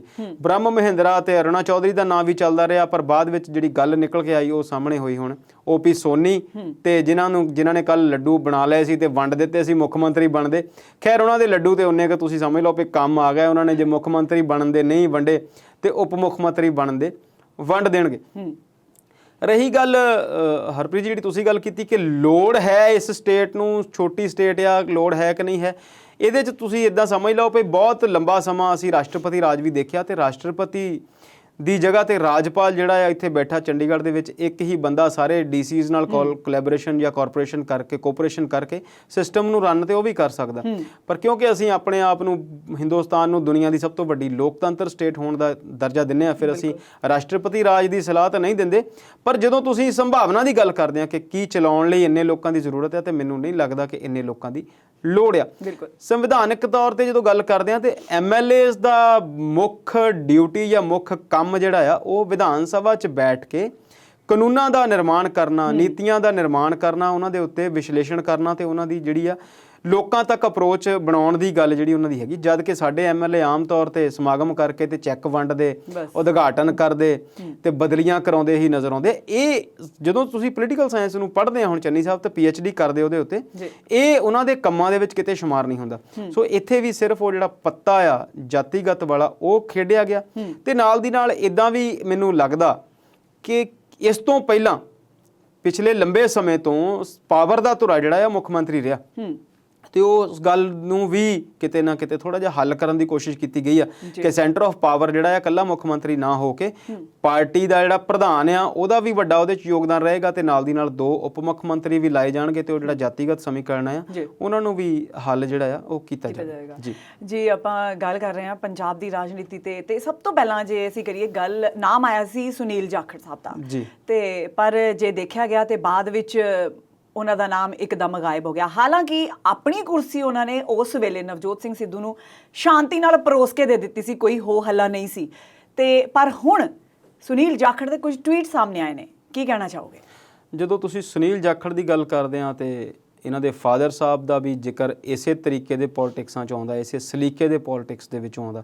ਕੁਝ ਅਖਬਾਰਾਂ ਜਾਂ ਕੁਝ ਸੋਸ਼ਲ ਮੀਡੀਆ ਨੇ ਲਿਖਿਆ ਹੋਇਆ ਸੀਗਾ ਕਿ ਇੰਨੀ ਸ਼ਰਾਫਤ ਵੀ ਜਿਹੜੀ ਆ ਉਹ ਚੰਗੀ ਨਹੀਂ ਹੁੰਦੀ। ਪਰ ਇਹ ਗੱਲ ਬਿਲਕੁਲ ਦਰੁਸਤ ਆ ਕਿ ਉਹ ਇੱਕ ਵੱਖਰੀ ਤਰ੍ਹਾਂ ਦੀ ਰਾਜਨੀਤੀ ਕਰਦੇ ਨੇ, ਸੁਲਝੇ ਹੋਏ ਨੇ, ਪੜ੍ਹੇ ਲਿਖੇ ਨੇ, ਗੱਲਾਂ ਸਾਰੀਆਂ ਸਮਝਦੇ ਨੇ। ਪਰ ਉਹ ਇਸ ਦੌੜ ਦੇ ਵਿੱਚ ਸ਼ਾਮਲ ਸੀ ਜਾਂ ਨਹੀਂ ਸੀ, ਮੈਨੂੰ ਇਹਦੇ ਬਾਰੇ ਬਹੁਤ ਜਾਣਕਾਰੀ ਨਹੀਂ। ਇਸ ਸਵਾਲ ਦਾ ਸਹੀ ਜਵਾਬ ਤਾਂ ਉਹੀ ਦੇ ਸਕਦੇ ਆ। ਨਾਮ ਜ਼ਰੂਰ ਸਾਹਮਣੇ ਆਇਆ ਸੀ, ਤੇ ਮੈਂ ਪਹਿਲਾਂ ਵੀ ਅੱਜ ਪ੍ਰੋਗਰਾਮ ਦੀ ਸ਼ੁਰੂਆਤ ਇਸ ਗੱਲ ਤੋਂ ਕੀਤੀ ਆ ਕਿ ਇਹ ਜਿਹੜੇ ਨਾਮ ਸਾਹਮਣੇ ਆਏ ਨਾ, ਇਹ ਪਾਰਟੀ ਦੇ ਅੰਦਰੋਂ ਆਏ, ਇਹ ਆਉਣੇ ਨਹੀਂ ਚਾਹੀਦੇ ਸੀ। ਤੇ ਉਹਨਾਂ ਆਪਣੇ ਮੈਂਬਰਸ ਨੂੰ ਜਦੋਂ ਉਹ ਮੀਟਿੰਗ 'ਚ ਸੀਗੇ, ਜੇ ਉਹ ਰੋਕ ਕੇ ਰੱਖਦੇ ਤੇ ਫਿਰ ਇਹ ਜਿਹੜੇ ਨਾਮ ਸੀਗੇ ਉਹ ਬਾਹਰ ਨਹੀਂ ਸੀ ਆਉਣੇ। ਪੱਤਰਕਾਰ ਸਾਡਾ ਇਹ ਕੰਮ ਆ ਕਿ ਅਸੀਂ ਗੱਲਾਂ ਬਾਹਰ ਲੈ ਕੇ ਆਈਏ, ਪਰ ਇੱਕ ਜਿੰਨੀ ਵੀ ਅਸੀਂ ਹੁਣ ਤੱਕ ਚੇਂਜ ਆਫ ਪਾਵਰਸ ਦੇਖੀਆਂ, ਮੁੱਖ ਮੰਤਰੀ ਨੂੰ ਉਤਾਰ ਦਿੱਤਾ ਜਾਂਦਾ, ਉਸ ਤੋਂ ਬਾਅਦ ਹਾਈ ਕਮਾਂਡ ਤੋਂ ਇੱਕ ਨਾਮ ਆਉਂਦਾ ਤੇ ਉਹੀ ਨਾਮ ਸਿੱਧਾ ਜਾ ਕੇ ਸਹੁੰ ਚੁੱਕ ਲੈਂਦਾ। ਦੂਸਰਾ, ਤੀਸਰਾ, ਚੌਥੇ ਨਾਮ ਜਿਹੜੇ ਆ ਉਹ ਚਰਚਾ 'ਚ ਜ਼ਰੂਰ ਹੁੰਦੇ ਨੇ, ਪੱਤਰਕਾਰਾਂ ਦੀਆਂ ਕਿਆਸਰਾਈਆਂ 'ਚ ਜ਼ਰੂਰ ਹੁੰਦੇ ਨੇ, ਪਰ ਇੰਨੇ ਵੱਡੇ ਪੱਧਰ ਤੇ ਕਿਸੇ ਦੇ ਢੋਲ ਵੱਜ ਜਾਣੇ, ਕਿਸੇ ਦੇ ਲੱਡੂ ਬਣ ਜਾਣੇ, ਇਹ ਜਿਹੜੀ ਪਾਰਟੀ ਦੀ ਹਾਈ ਕਮਾਂਡ ਦੀ ਲੀਕੇਜ ਦਾ ਜਿਹੜਾ ਉਹ ਹੈਗਾ। ਤੇ ਇਸੇ ਤਰੀਕੇ ਨਾਲ ਸੁਨੀਲ ਜਾਖੜ ਜੀ ਨਾਲ ਵੀ ਇਦਾਂ ਹੋਇਆ। ਪਰ ਹੁਣ ਜਿਹੜੇ ਤੁਸੀਂ ਟਵੀਟ ਦੀ ਗੱਲ ਕਰਦੇ ਆ, ਉੱਥੇ ਫਿਰ ਇੱਕ ਗੜਬੜ ਹੋਈ। ਇਹਨੂੰ ਤੁਸੀਂ ਲੀਕੇਜ ਕਹਿ ਸਕਦੇ ਆ ਜਾਂ ਪਾਲਿਸੀ ਮੈਟਰ ਕਹਿ ਸਕਦੇ ਆ। ਹੁਣ ਇਹ ਨਹੀਂ ਪਤਾ ਕਿ ਉਹ ਲੋਕ ਇਦਾਂ ਜਾਣ ਕੇ ਬੋਲਦੇ ਨੇ ਜਾਂ ਉਹ ਇਹ ਵੀ ਉਹਨਾਂ ਦਾ ਤਰੀਕਾ ਆ। ਹਰੀਸ਼ ਰਾਵਤ ਨੇ ਜਦੋਂ ਪ੍ਰੈਸ ਕਾਨਫਰੰਸ ਕਰਕੇ ਇਹਨਾਂ ਦਾ ਨਾਮ ਅਨਾਉਂਸ ਕੀਤਾ, ਨਾਲ ਹੀ ਉਹਨਾਂ ਨੇ ਇਹ ਕਿਹਾ ਕਿ ਜਿਹੜੀ ਅਗਲੀ ਚੋਣ ਆ ਉਹ ਨਵਜੋਤ ਸਿੰਘ ਸਿੱਧੂ ਦੀ ਪ੍ਰਧਾਨਗੀ ਦੇ ਵਿੱਚ ਲੜੀ ਜਾਊਗੀ, ਉਹਨਾਂ ਦੇ ਚਿਹਰੇ ਨੂੰ ਮੁੱਖ ਰੱਖ ਕੇ ਲੜੀ ਜਾਊਗੀ। ਹੁਣ ਇਹ 2 ਗੱਲਾਂ ਨੇ। ਜਦੋਂ ਤੇ ਕੱਲ ਉਹਨਾਂ ਨੂੰ ਪ੍ਰੈਸ ਵਾਲੇ ਪੁੱਛਣਗੇ ਤੇ ਉਹ ਕਹਿਣਗੇ ਕਿ ਉਹ ਪਾਰਟੀ ਪ੍ਰਧਾਨ ਨੇ ਤੇ ਉਹਨਾਂ ਨੇ ਹੀ ਚੋਣ ਲੜਨੀ ਆ, ਕਿਉਂਕਿ ਇਲੈਕਸ਼ਨ ਜਿਹੜੀ ਆ ਉਹ ਪਾਰਟੀ ਨੇ ਲੜਨੀ ਆ, ਮੁੱਖ ਮੰਤਰੀ ਨੇ ਨਹੀਂ ਲੜਨੀ। ਉਹ ਤਾਂ ਬਚਾਅ ਵਾਲੀ ਗੱਲ ਆ। ਪਰ ਦੂਸਰੀ ਗੱਲ ਜਿਹੜੀ ਸੁਨੀਲ ਜਾਖੜ ਜੀ ਨੇ ਕਹੀ, ਉਹਨਾਂ ਨੇ ਕਿਹਾ ਕਿ ਇੱਕ ਪਾਸੇ ਤਾਂ ਤੁਸੀਂ ਇਸ ਗੱਲ ਦਾ ਢੋਲ ਪਿੱਟ ਰਹੇ ਆ ਕਿ ਅਸੀਂ ਪਹਿਲਾ ਦਲਿਤ ਮੁੱਖ ਮੰਤਰੀ 70 ਸਾਲ ਦੇ ਪੰਜਾਬ ਦੇ ਇਤਿਹਾਸ ਦੇ ਵਿੱਚ ਪੰਜਾਬ ਨੂੰ ਦੇ ਦਿੱਤਾ, ਤੇ ਦੂਸਰਾ ਤੁਸੀਂ ਉਹਦੇ ਸਹੁੰ ਚੁੱਕਣ ਤੋਂ ਪਹਿਲਾਂ ਹੀ ਕਹਿ ਦਿੰਦੇ ਆ ਕਿ ਜਿਹੜੀ ਅਗਲੀ ਇਲੈਕਸ਼ਨ ਆ ਉਹ ਕਿਸੇ ਹੋਰ ਚਿਹਰੇ ਦੇ ਨਾਮ ਤੇ ਲੜੀ ਜਾਣੀ ਆ। ਸੋ ਉਹਨਾਂ ਨੇ ਇਹਦੇ ਤੇ ਇਤਰਾਜ਼ ਪ੍ਰਗਟ ਕੀਤਾ। ਤੇ ਫਿਰ ਦੋਨੋਂ ਹੀ ਗੱਲਾਂ ਨੇ, ਜਦੋਂ ਸੁਨੀਲ ਜਾਖੜ ਦੇ ਐਸਪੈਕਟ ਤੋਂ ਮਤਲਬ ਖੱਬੇ ਪਾਸਿਓਂ ਦੇਖੋਗੇ ਤੇ ਉਹ ਗੱਲ ਸਹੀ ਉਹਨਾਂ ਦੀ ਸਹੀ ਜਾਪਦੀ ਆ, ਜਦੋਂ ਉਹਨਾਂ ਤੋਂ ਫਿਰ ਤੁਸੀਂ ਸਪਸ਼ਟੀਕਰਨ ਮੰਗੋਗੇ ਤੇ ਰਾਵਤ ਸਾਹਿਬ ਦੀ ਗੱਲ ਸਹੀ ਜਾਪਦੀ ਆ। ਉਹ ਜਿਹੜਾ ਸੀਗਾ ਉਹਦੇ ਵਿੱਚ ਤੁਸੀਂ ਇਹ ਵੀ ਕਹਿ ਸਕਦੇ ਕਿ ਉਹਨਾਂ ਨੇ ਜਿਹੜਾ ਸੀਐਮ ਨਾ ਬਣਨ ਦਾ ਦਰਦ ਸੀ ਉਹ ਵੀ ਉਹਦੇ ਚ ਕਹਿ ਦਿੱਤਾ, ਪਰ ਗੱਲ ਉਹਨਾਂ ਦੀ ਠੀਕ ਹੈ ਕਿ ਤੁਸੀਂ ਹਲੇ ਉਸ ਬੰਦੇ ਨੂੰ ਸਹੁੰ ਚੁੱਕਣ ਵੀ ਨਹੀਂ ਦਿੱਤੀ ਤੇ ਪਹਿਲਾਂ ਹੀ ਤੁਸੀਂ ਜਿਹੜਾ ਇੱਕ ਬਿਆਨ ਦੇ ਦਿੱਤਾ ਕਿ ਅਗਲੀ ਇਲੈਕਸ਼ਨ ਜਿਹੜੀ ਆ ਉਹ ਹੋਵੇਗੀ ਕਿਸੇ ਹੋਰ ਨਾਮ ਤੇ ਲੜੀ ਜਾਵੇਗੀ। ਤੇ ਰੌਲਾ ਤੇ ਸਾਰਿਆਂ ਨੂੰ ਪਤਾ ਇਸ ਗੱਲ ਦਾ, ਸਾਰੇ ਪੰਜਾਬ ਨੂੰ ਪਤਾ, ਸਾਰੇ ਹੀ ਇਹ ਗੱਲ ਕਹਿ ਰਹੇ ਨੇ ਕਿ ਇਹ ਜਿਹੜਾ ਵੀ ਹੁਣ ਮੁੱਖ ਮੰਤਰੀ ਬਣਿਆ ਇਹ 3 ਜਾਂ 4 ਮਹੀਨੇ ਦਾ ਹੀ ਮੁੱਖ ਮੰਤਰੀ ਆ। ਅਗਲੀ ਵਾਰ ਦੀ ਜਿਹੜੀ ਵਾਰੀ ਆ ਉਹ ਨਵਜੋਤ ਸਿੰਘ ਸਿੱਧੂ ਦੀ ਆ। ਵੋਟਾਂ ਪੈਂਦੀਆਂ ਨੇ ਕਿਵੇਂ ਨਹੀਂ ਪੈਂਦੀਆਂ ਨੇ, ਇਹਨਾਂ ਦਾ 3-4 ਮਹੀਨੇ ਦਾ ਕਾਰਜਕਾਰੀ ਕਿਵੇਂ ਦੀ ਰਹਿੰਦੀ ਆ। ਫਿਰ ਦੂਸਰੀ ਗੱਲ ਇਹ ਵੀ ਆ ਕਿ ਸਾਰੇ ਪੰਜਾਬ ਚੋਂ, ਸਾਰੇ ਭਾਰਤ ਚੋਂ ਇਸ ਗੱਲ ਦਾ ਵੀ ਰੌਲਾ ਜਿਹੜਾ ਆ ਸਾਹਮਣੇ ਆਉਣਾ ਆ ਕਿ ਜੇ ਤੁਸੀਂ ਕਿਹਾ ਸੀਗਾ ਕਿ ਅਸੀਂ ਦਲਿਤ ਮੁੱਖ ਮੰਤਰੀ ਬਣਾਇਆ ਤੇ ਉਹ ਸਿਰਫ ਇੱਕ ਟਿੱਕਾ ਹੀ ਲਾਇਆ, ਕਲੰਕ ਹੀ ਲਾਇਆ 3-4 ਮਹੀਨੇ ਵਾਸਤੇ, ਕਿਉਂਕਿ ਅੱਜ ਹੀ ਨਾ ਉਹਨਾਂ ਦੇ ਮੁੱਖ ਮੰਤਰੀ ਬਣਦੇ ਸਾਰੇ ਵੱਡੀ ਦਲਿਤ ਲੀਡਰ ਜਿਹਨੂੰ ਭਾਰਤ ਦੇ ਵਿੱਚੋਂ ਕਿਹਾ ਜਾਂਦਾ ਮਾਇਆਵਤੀ ਦਾ ਬਿਆਨ ਵੀ ਆ ਗਿਆ ਕਿ ਬਹੁਤ ਚੰਗੀ ਗੱਲ ਆ ਇਹ ਬਣਾਏ ਗਏ ਨੇ, ਤੇ ਨਾਲ ਦੀ ਨਾਲ ਉਹਨਾਂ ਨੇ ਕੌਮਾ ਪਾ ਕੇ ਗਿਆ ਪਰ ਚੰਗਾ ਹੁੰਦਾ ਜੇ 5 ਸਾਲ ਲਈ ਬਣਾਏ ਜਾਂਦੇ। ਸੋ ਇਹ ਸਾਰੀਆਂ ਗੱਲਾਂ ਜਿਹੜੀਆਂ ਨੇ ਵੱਖੋ ਵੱਖਰੇ ਤਰੀਕੇ ਦੇ ਨਾਲ ਤੁਹਾਡੇ ਸਾਹਮਣੇ ਆਉਂਦੀਆਂ ਰਹਿਣਗੀਆਂ। ਜੀ ਬਿਲਕੁਲ ਸ਼ਰਮਾ ਜੀ, ਬਿਆਨ ਤਾਂ ਸਾਰਿਆਂ ਦੇ ਰੋਜ਼ ਨਿਤ ਨਵੇਂ ਪਰਸੋਂ ਦੇ ਸ਼ੁਰੂ ਹੋਏ ਹੋਏ ਨੇ ਤੇ ਟਵੀਟ ਦਾ ਦੌਰ ਚੱਲਿਆ ਹੋਇਆ ਹੈ ਤੇ ਨਵਜੋਤ ਸਿੰਘ ਸਿੱਧੂ ਕਿਹਾ ਜਾ ਰਿਹਾ ਹੈ ਕਿ ਆਖਿਰ ਉਹਨਾਂ ਕਰਕੇ ਹੀ ਜਿਹੜੀ ਕੈਪਟਨ ਅਮਰਿੰਦਰ ਸਿੰਘ ਦੀ ਹੈ ਜਿਹੜੀ ਕੁਰਸੀ ਉਹ ਤਖਤਾ ਉਹਨਾਂ ਦਾ ਪਲਟ ਹੋਇਆ। ਪਰ ਜਿਹੜੇ ਨਵਜੋਤ ਸਿੰਘ ਸਿੱਧੂ ਦੇ ਸਲਾਹਕਾਰ ਨੇ ਮੁਹੰਮਦ ਮੁਸਤਫਾ, ਉਹਨਾਂ ਦੇ ਟਵੀਟ ਬੜੇ ਆ ਰਹੇ ਨੇ, ਉਹ ਕੈਪਟਨ ਅਮਰਿੰਦਰ ਸਿੰਘ ਤੇ ਕਾਫੀ ਸ਼ਬਦੀ ਵਾਰ ਕਰ ਰਹੇ ਨੇ, ਕੀ ਕਹਿਣਾ ਚਾਹੋਗੇ? ਬਿਲਕੁਲ ਹਰਪ੍ਰੀਤ ਜੀ, ਕੀ ਕਹਿੰਦੇ ਇੱਕ ਉਹ ਗੱਲ ਨੁਕਤਾ ਨਜ਼ਰ ਦੀ ਗੱਲ ਹੁੰਦੀ ਆ ਕਿ ਗਲਾਸ ਪਾਣੀ ਦਾ ਭਰਿਆ ਅੱਧਾ ਹੈਗਾ ਤੇ ਤੁਸੀਂ ਉਹਨੂੰ ਕਹਿੰਦੇ ਆ ਅੱਧਾ ਭਰਿਆ ਹੋਇਆ, ਤੇ ਅਸੀਂ ਕਹਿੰਦੇ ਆ ਕਿ ਤੁਹਾਡੀ ਪੋਜ਼ਿਟਿਵ ਅਪਰੋਚ ਆ, ਮੈਂ ਕਹਿੰਦਾ ਅੱਧਾ ਖਾਲੀ ਆ ਤੇ ਉਹ ਇੱਕ ਨੈਗੇਟਿਵ ਅਪਰੋਚ ਆ।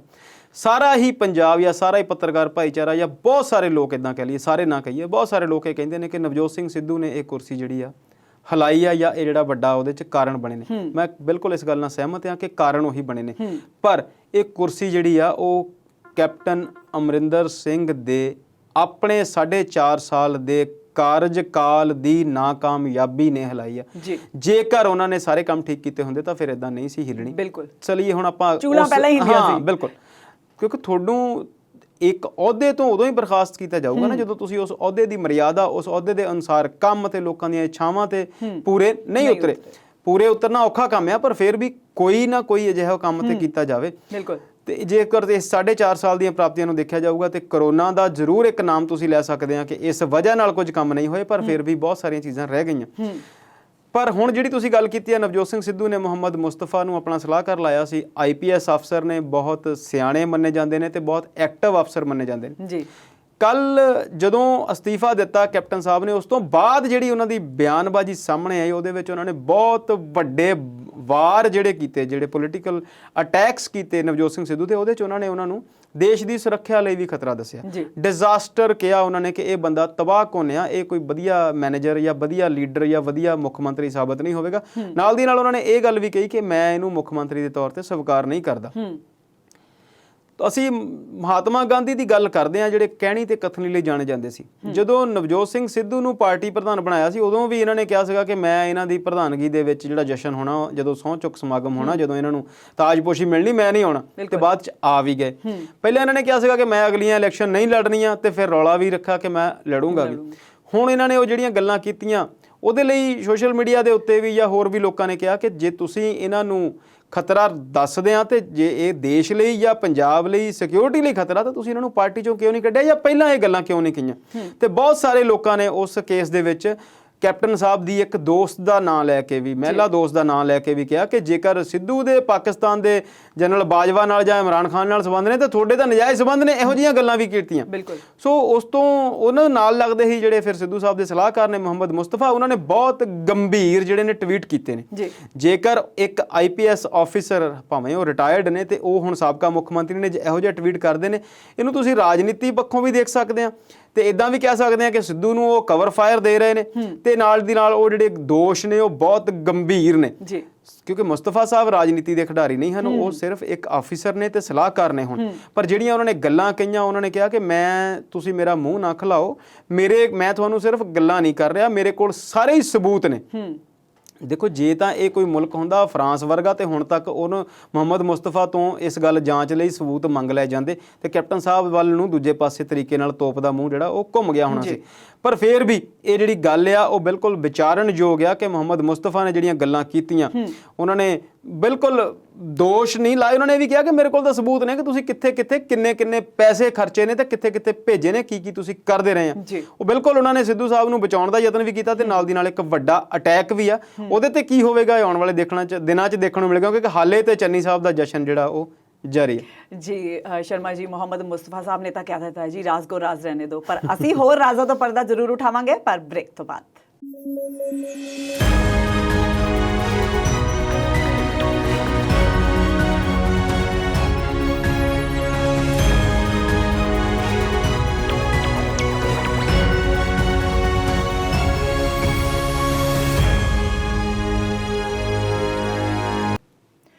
ਬ੍ਰੇਕ ਤੋਂ ਬਾਅਦ ਆਪਣੇ ਦਰਸ਼ਕਾਂ ਨੂੰ ਜੀ ਆਇਆਂ ਨੂੰ ਆਖਦੇ ਹਾਂ। ਜੀ ਸ਼ਰਮਾ ਜੀ, ਗੱਲ ਕਰ ਰਹੇ ਸੀ ਪੰਜਾਬ ਦੀ ਸਿਆਸਤ ਦੀ। ਜੀ। ਮੁੱਖ ਮੰਤਰੀ ਚਰਨਜੀਤ ਸਿੰਘ ਚੰਨੀ ਉਸ ਬਣਨ ਤੋਂ ਬਾਅਦ ਉਹਨਾਂ ਨੇ ਮੁੱਖ ਮੰਤਰੀ ਇੱਕ ਪ੍ਰੈਸ ਕਾਨਫਰੰਸ ਕੀਤੀ ਹੈ ਤੇ ਪ੍ਰੈਸ ਕਾਨਫਰੰਸ ਦੇ ਵਿੱਚ ਉਹਨਾਂ ਨੇ ਪੰਜਾਬ ਦੇ ਲੋਕਾਂ ਨਾਲ ਵੱਡੇ ਵਾਅਦੇ ਵੀ ਕਰ ਦਿੱਤੇ ਨੇ ਤੇ ਲੋਕਾਂ ਦੀਆਂ ਉਮੀਦਾਂ ਮੈਨੂੰ ਲੱਗਦਾ ਹੈ ਉਹਨਾਂ ਤੋਂ ਕਾਫੀ ਜ਼ਿਆਦਾ ਵੱਧ ਗਈਆਂ ਹੋਣਗੀਆਂ। ਕਿ ਤੁਹਾਨੂੰ ਲੱਗਦਾ ਹੈ ਕਿ ਚਰਨਜੀਤ ਸਿੰਘ ਚੰਨੀ ਆਪਣੇ ਇਹ ਛੋਟੇ ਜਿਹੇ ਕਾਰਜਕਾਲ ਦੇ ਵਿੱਚ ਆਪਣੀਆਂ ਉਮੀਦਾਂ ਤੇ ਪੂਰੇ ਉਤਰਨਗੇ? ਦੇਖੋ, ਜਿਹੜੀ ਤੁਸੀਂ ਗੱਲ ਕੀਤੀ ਹੈ ਕਿ ਲੋਕਾਂ ਦੀਆਂ ਉਮੀਦਾਂ ਬਹੁਤ ਜ਼ਿਆਦਾ ਨੇ, ਇਹ ਗੱਲ ਬਿਲਕੁਲ ਠੀਕ ਹੈ। ਲੋਕਾਂ ਦੀਆਂ ਉਮੀਦਾਂ ਉਸ ਕਾਂਗਰਸ ਸਰਕਾਰ ਤੇ 17 'ਚ ਵੀ ਬਹੁਤ ਸਨ, ਜਦੋਂ 10 ਸਾਲ ਦੇ ਅਕਾਲੀ ਸ਼ਾਸਨ ਤੋਂ ਬਾਅਦ ਲੋਕਾਂ ਨੇ ਇੰਨੀ ਵੱਡੀ ਗਿਣਤੀ ਦੇ ਵਿੱਚ MLAs ਕਾਂਗਰਸ ਦੇ ਜਿਤਾਏ ਸੀ ਕਿ ਅੱਜ ਇਹਨਾਂ ਕੋਲ 80 ਦੇ ਨੇੜੇ ਮੈਂਬਰ ਜਿਹੜੇ ਨੇ ਹੈਗੇ ਨੇ। 80 ਤੋਂ ਸ਼ਾਇਦ ਇੱਕ ਅੱਧਾ ਵੱਧ ਹੀ ਹੋਵੇ, ਕਿਉਂਕਿ ਹੁਣ ਬਹੁਤਿਆਂ ਦਾ ਤਾਂ ਪਤਾ ਹੀ ਨਹੀਂ ਲੱਗਦਾ ਕਿ ਉਹ ਕਿੱਧਰ ਨੇ।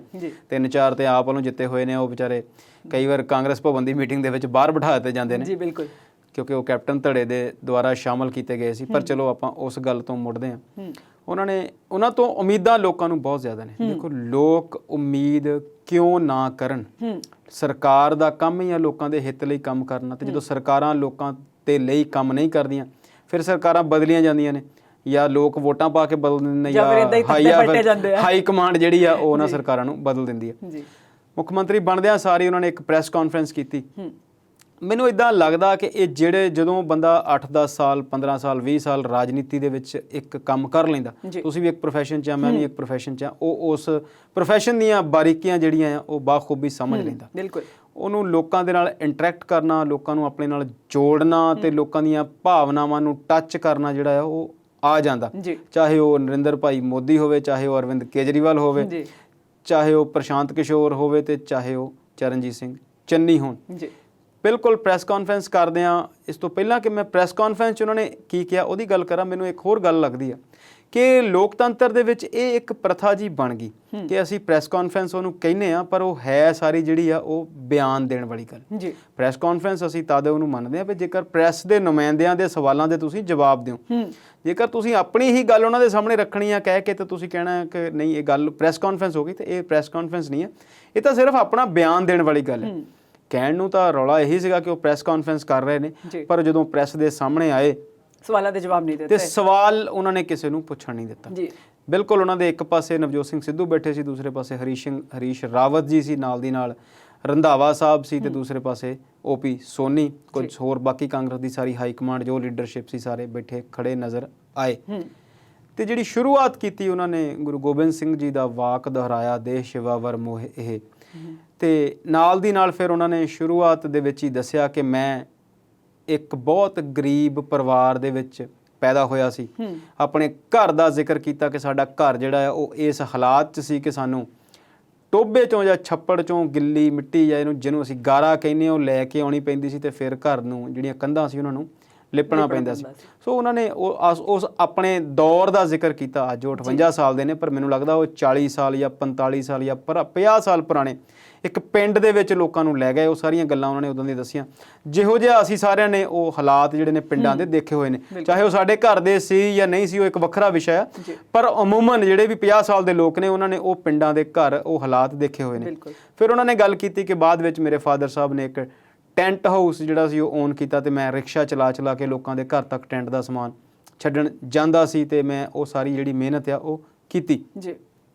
ਉਸ ਤੋਂ ਬਾਅਦ ਫਿਰ ਉਹਨਾਂ ਨੇ ਦੱਸਿਆ ਕਿ ਮੈਂ 3 ਵਾਰ ਕਾਉਂਸਲਰ ਰਿਹਾ, ਫਿਰ ਮੈਂ ਆਜ਼ਾਦ ਜਿਹੜੀ ਹੈ ਇਲੈਕਸ਼ਨ ਜਿੱਤੀ। ਉਸ ਤੋਂ ਬਾਅਦ ਫਿਰ ਦੂਸਰੀ ਵਾਰ ਮੈਂ ਕਾਂਗਰਸ ਪਾਰਟੀ 'ਚ ਆਇਆ, ਚੀਫ ਆਫ ਆਪੋਜੀਸ਼ਨ ਲੀਡਰ ਬਣਿਆ, ਤੇ ਹੁਣ ਮੈਂ ਮੁੱਖ ਮੰਤਰੀ ਬਣਿਆ। ਤੇ ਫਿਰ ਉਹ ਭਾਵੁਕ ਹੋ ਕੇ ਉਹਨਾਂ ਨੇ ਦੱਸਿਆ ਕਿ ਮੈਂ ਉਹ ਬਿਲਕੁਲ ਭਾਵੁਕ ਹੋਏ ਕਿ ਮੈਨੂੰ ਇੱਕ ਆਮ ਆਦਮੀ ਨੂੰ, ਇੱਕ ਗਰੀਬ ਆਦਮੀ ਨੂੰ, ਇੱਕ ਦਲਿਤ ਆਦਮੀ ਨੂੰ ਕਿੱਦਾਂ ਪਾਰਟੀ ਨੇ ਮੁੱਖ ਮੰਤਰੀ ਦਾ ਜਿਹੜਾ ਅਹੁਦਾ ਉਹ ਬਣਾਇਆ। ਭਾਵੁਕ ਹੋ ਕੇ ਉਹਨਾਂ ਨੇ ਵਾਅਦੇ ਕੀਤੇ ਲੋਕਾਂ ਨਾਲ, ਭਾਵੁਕ ਹੋ ਕੇ ਉਹਨਾਂ ਨੇ ਪਹਿਲਾਂ ਆਪਣੀ ਜਿਹੜੀ ਸਾਰੀ ਗੱਲ ਉਹ ਦੱਸੀ।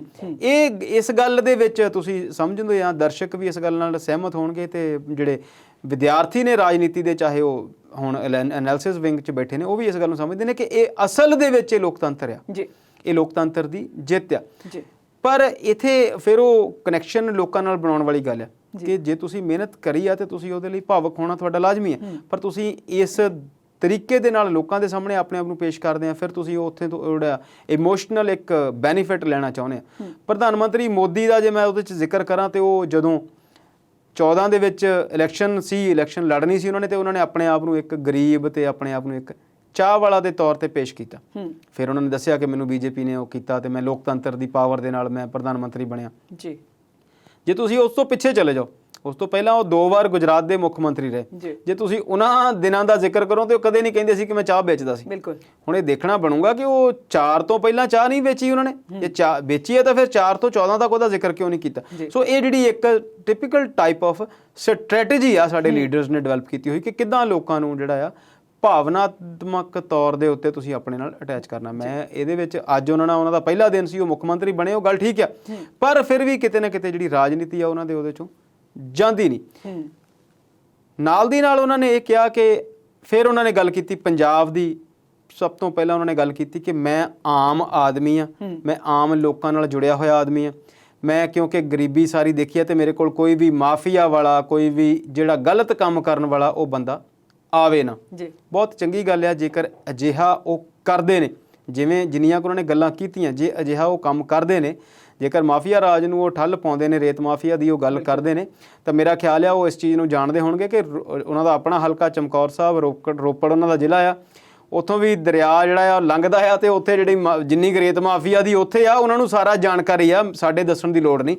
ਤੇ ਉੱਥੇ ਉਹ ਜਿਹੜੀਆਂ ਖੱਡਾਂ ਨੇ ਕਿਹਦੇ ਕੋਲ ਨੇ, ਕਿਹਦੀ ਸਰਪ੍ਰਸਤੀ ਚੱਲਦੀਆਂ ਨੇ, ਉਹ ਵੀ ਉਹ ਸਾਰਾ ਕੁਝ ਜਾਣਦੇ ਨੇ। ਬਿਲਕੁਲ।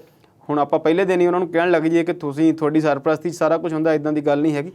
ਫਿਰ ਨਾਲ ਦੀ ਨਾਲ ਉਹਨਾਂ ਨੇ ਜਿਹੜੀ ਗੱਲ ਕੀਤੀ ਉਹ ਇਹ ਕੀਤੀ ਕਿ ਪੰਜਾਬ ਦੇ ਪਿੰਡਾਂ ਦੇ ਵਿੱਚ ਜਿਹੜਾ ਪਾਣੀ ਆ ਉਹ ਫ੍ਰੀ ਕਰ ਦਿੱਤਾ ਜਾਊਗਾ। ਜਿਹੜੀਆਂ ਪਿੰਡਾਂ ਦੀਆਂ ਟੂਟੀਆਂ ਨੇ, ਜਿਹੜੀਆਂ ਪਿੰਡਾਂ ਦੀਆਂ ਟੈਂਕੀਆਂ ਨੇ, ਉਹਨਾਂ ਦੀਆਂ ਉਹਨਾਂ ਦੇ ਜਿਹੜੇ ਬਿੱਲ ਆ ਉਹ ਨਹੀਂ ਲੱਗਣਗੇ, ਤੇ ਲੋਕਾਂ ਨੂੰ ਜਿਹੜਾ ਪਾਣੀ ਆ ਉਹ ਫ੍ਰੀ ਕਰਤਾ ਜਾਊਗਾ।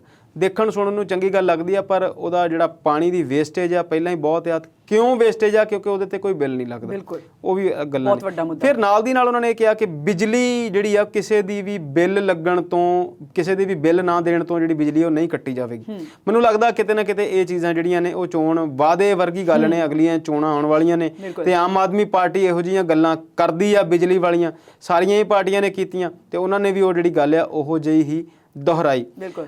ਇੱਕ ਵੱਡੀ ਜਿਹੜੀ ਅਪੀਲ ਉਹਨਾਂ ਨੇ ਕੀਤੀ ਆ, ਸਾਰੇ ਹੀ ਸਰਕਾਰੀ ਮੁਲਾਜ਼ਮ ਜਿਹੜੇ ਹੜਤਾਲ ਤੇ ਬੈਠੇ ਹੋਏ ਨੇ, ਜਿਹੜੇ ਆਪਣੀਆਂ ਡਿਮਾਂਡਸ ਨੂੰ ਲੈ ਕੇ ਪ੍ਰੋਟੈਸਟ ਤੇ ਨੇ, ਉਹਨਾਂ ਨੇ ਬੇਨਤੀ ਕੀਤੀ ਕਿ ਮੈਨੂੰ ਥੋੜਾ ਜਿਹਾ ਟਾਈਮ ਦਿਓ। ਕਹਿੰਦੇ ਮੈਂ ਲੰਬਾ ਲਾਰਾ ਨਹੀਂ ਲਾਉਂਦਾ, ਮੈਨੂੰ ਥੋੜਾ ਜਿਹਾ ਟਾਈਮ ਦਿਓ, ਤੇ ਮੈਂ ਸਾਰਿਆਂ ਦੀਆਂ ਸਮੱਸਿਆਵਾਂ, ਜਿਹਦੇ ਬਕਾਏ ਨੇ ਉਹ ਬਕਾਏ ਮਿਲਣਗੇ, ਜਿਹਦੀ ਨੌਕਰੀ ਕੱਚੀ ਆ ਉਹਦੀ ਪੱਕੀ ਕਰਾਂਗੇ, ਜਿਹਦਾ ਜੈਨੂਅਨ ਹੱਕ ਆ ਉਹ ਸਾਰਿਆਂ ਨੂੰ ਦਵਾਵਾਂਗੇ। ਕਹਿੰਦੇ ਅੱਜ ਦੀ ਮੀਟਿੰਗ ਦੇ ਵਿੱਚ ਹੀ ਅਸੀਂ ਬਹੁਤੇ ਫੈਸਲੇ ਜਿਹੜੇ ਉਹ ਕਰ ਦੇਣੇ ਆ। ਬਿਲਕੁਲ।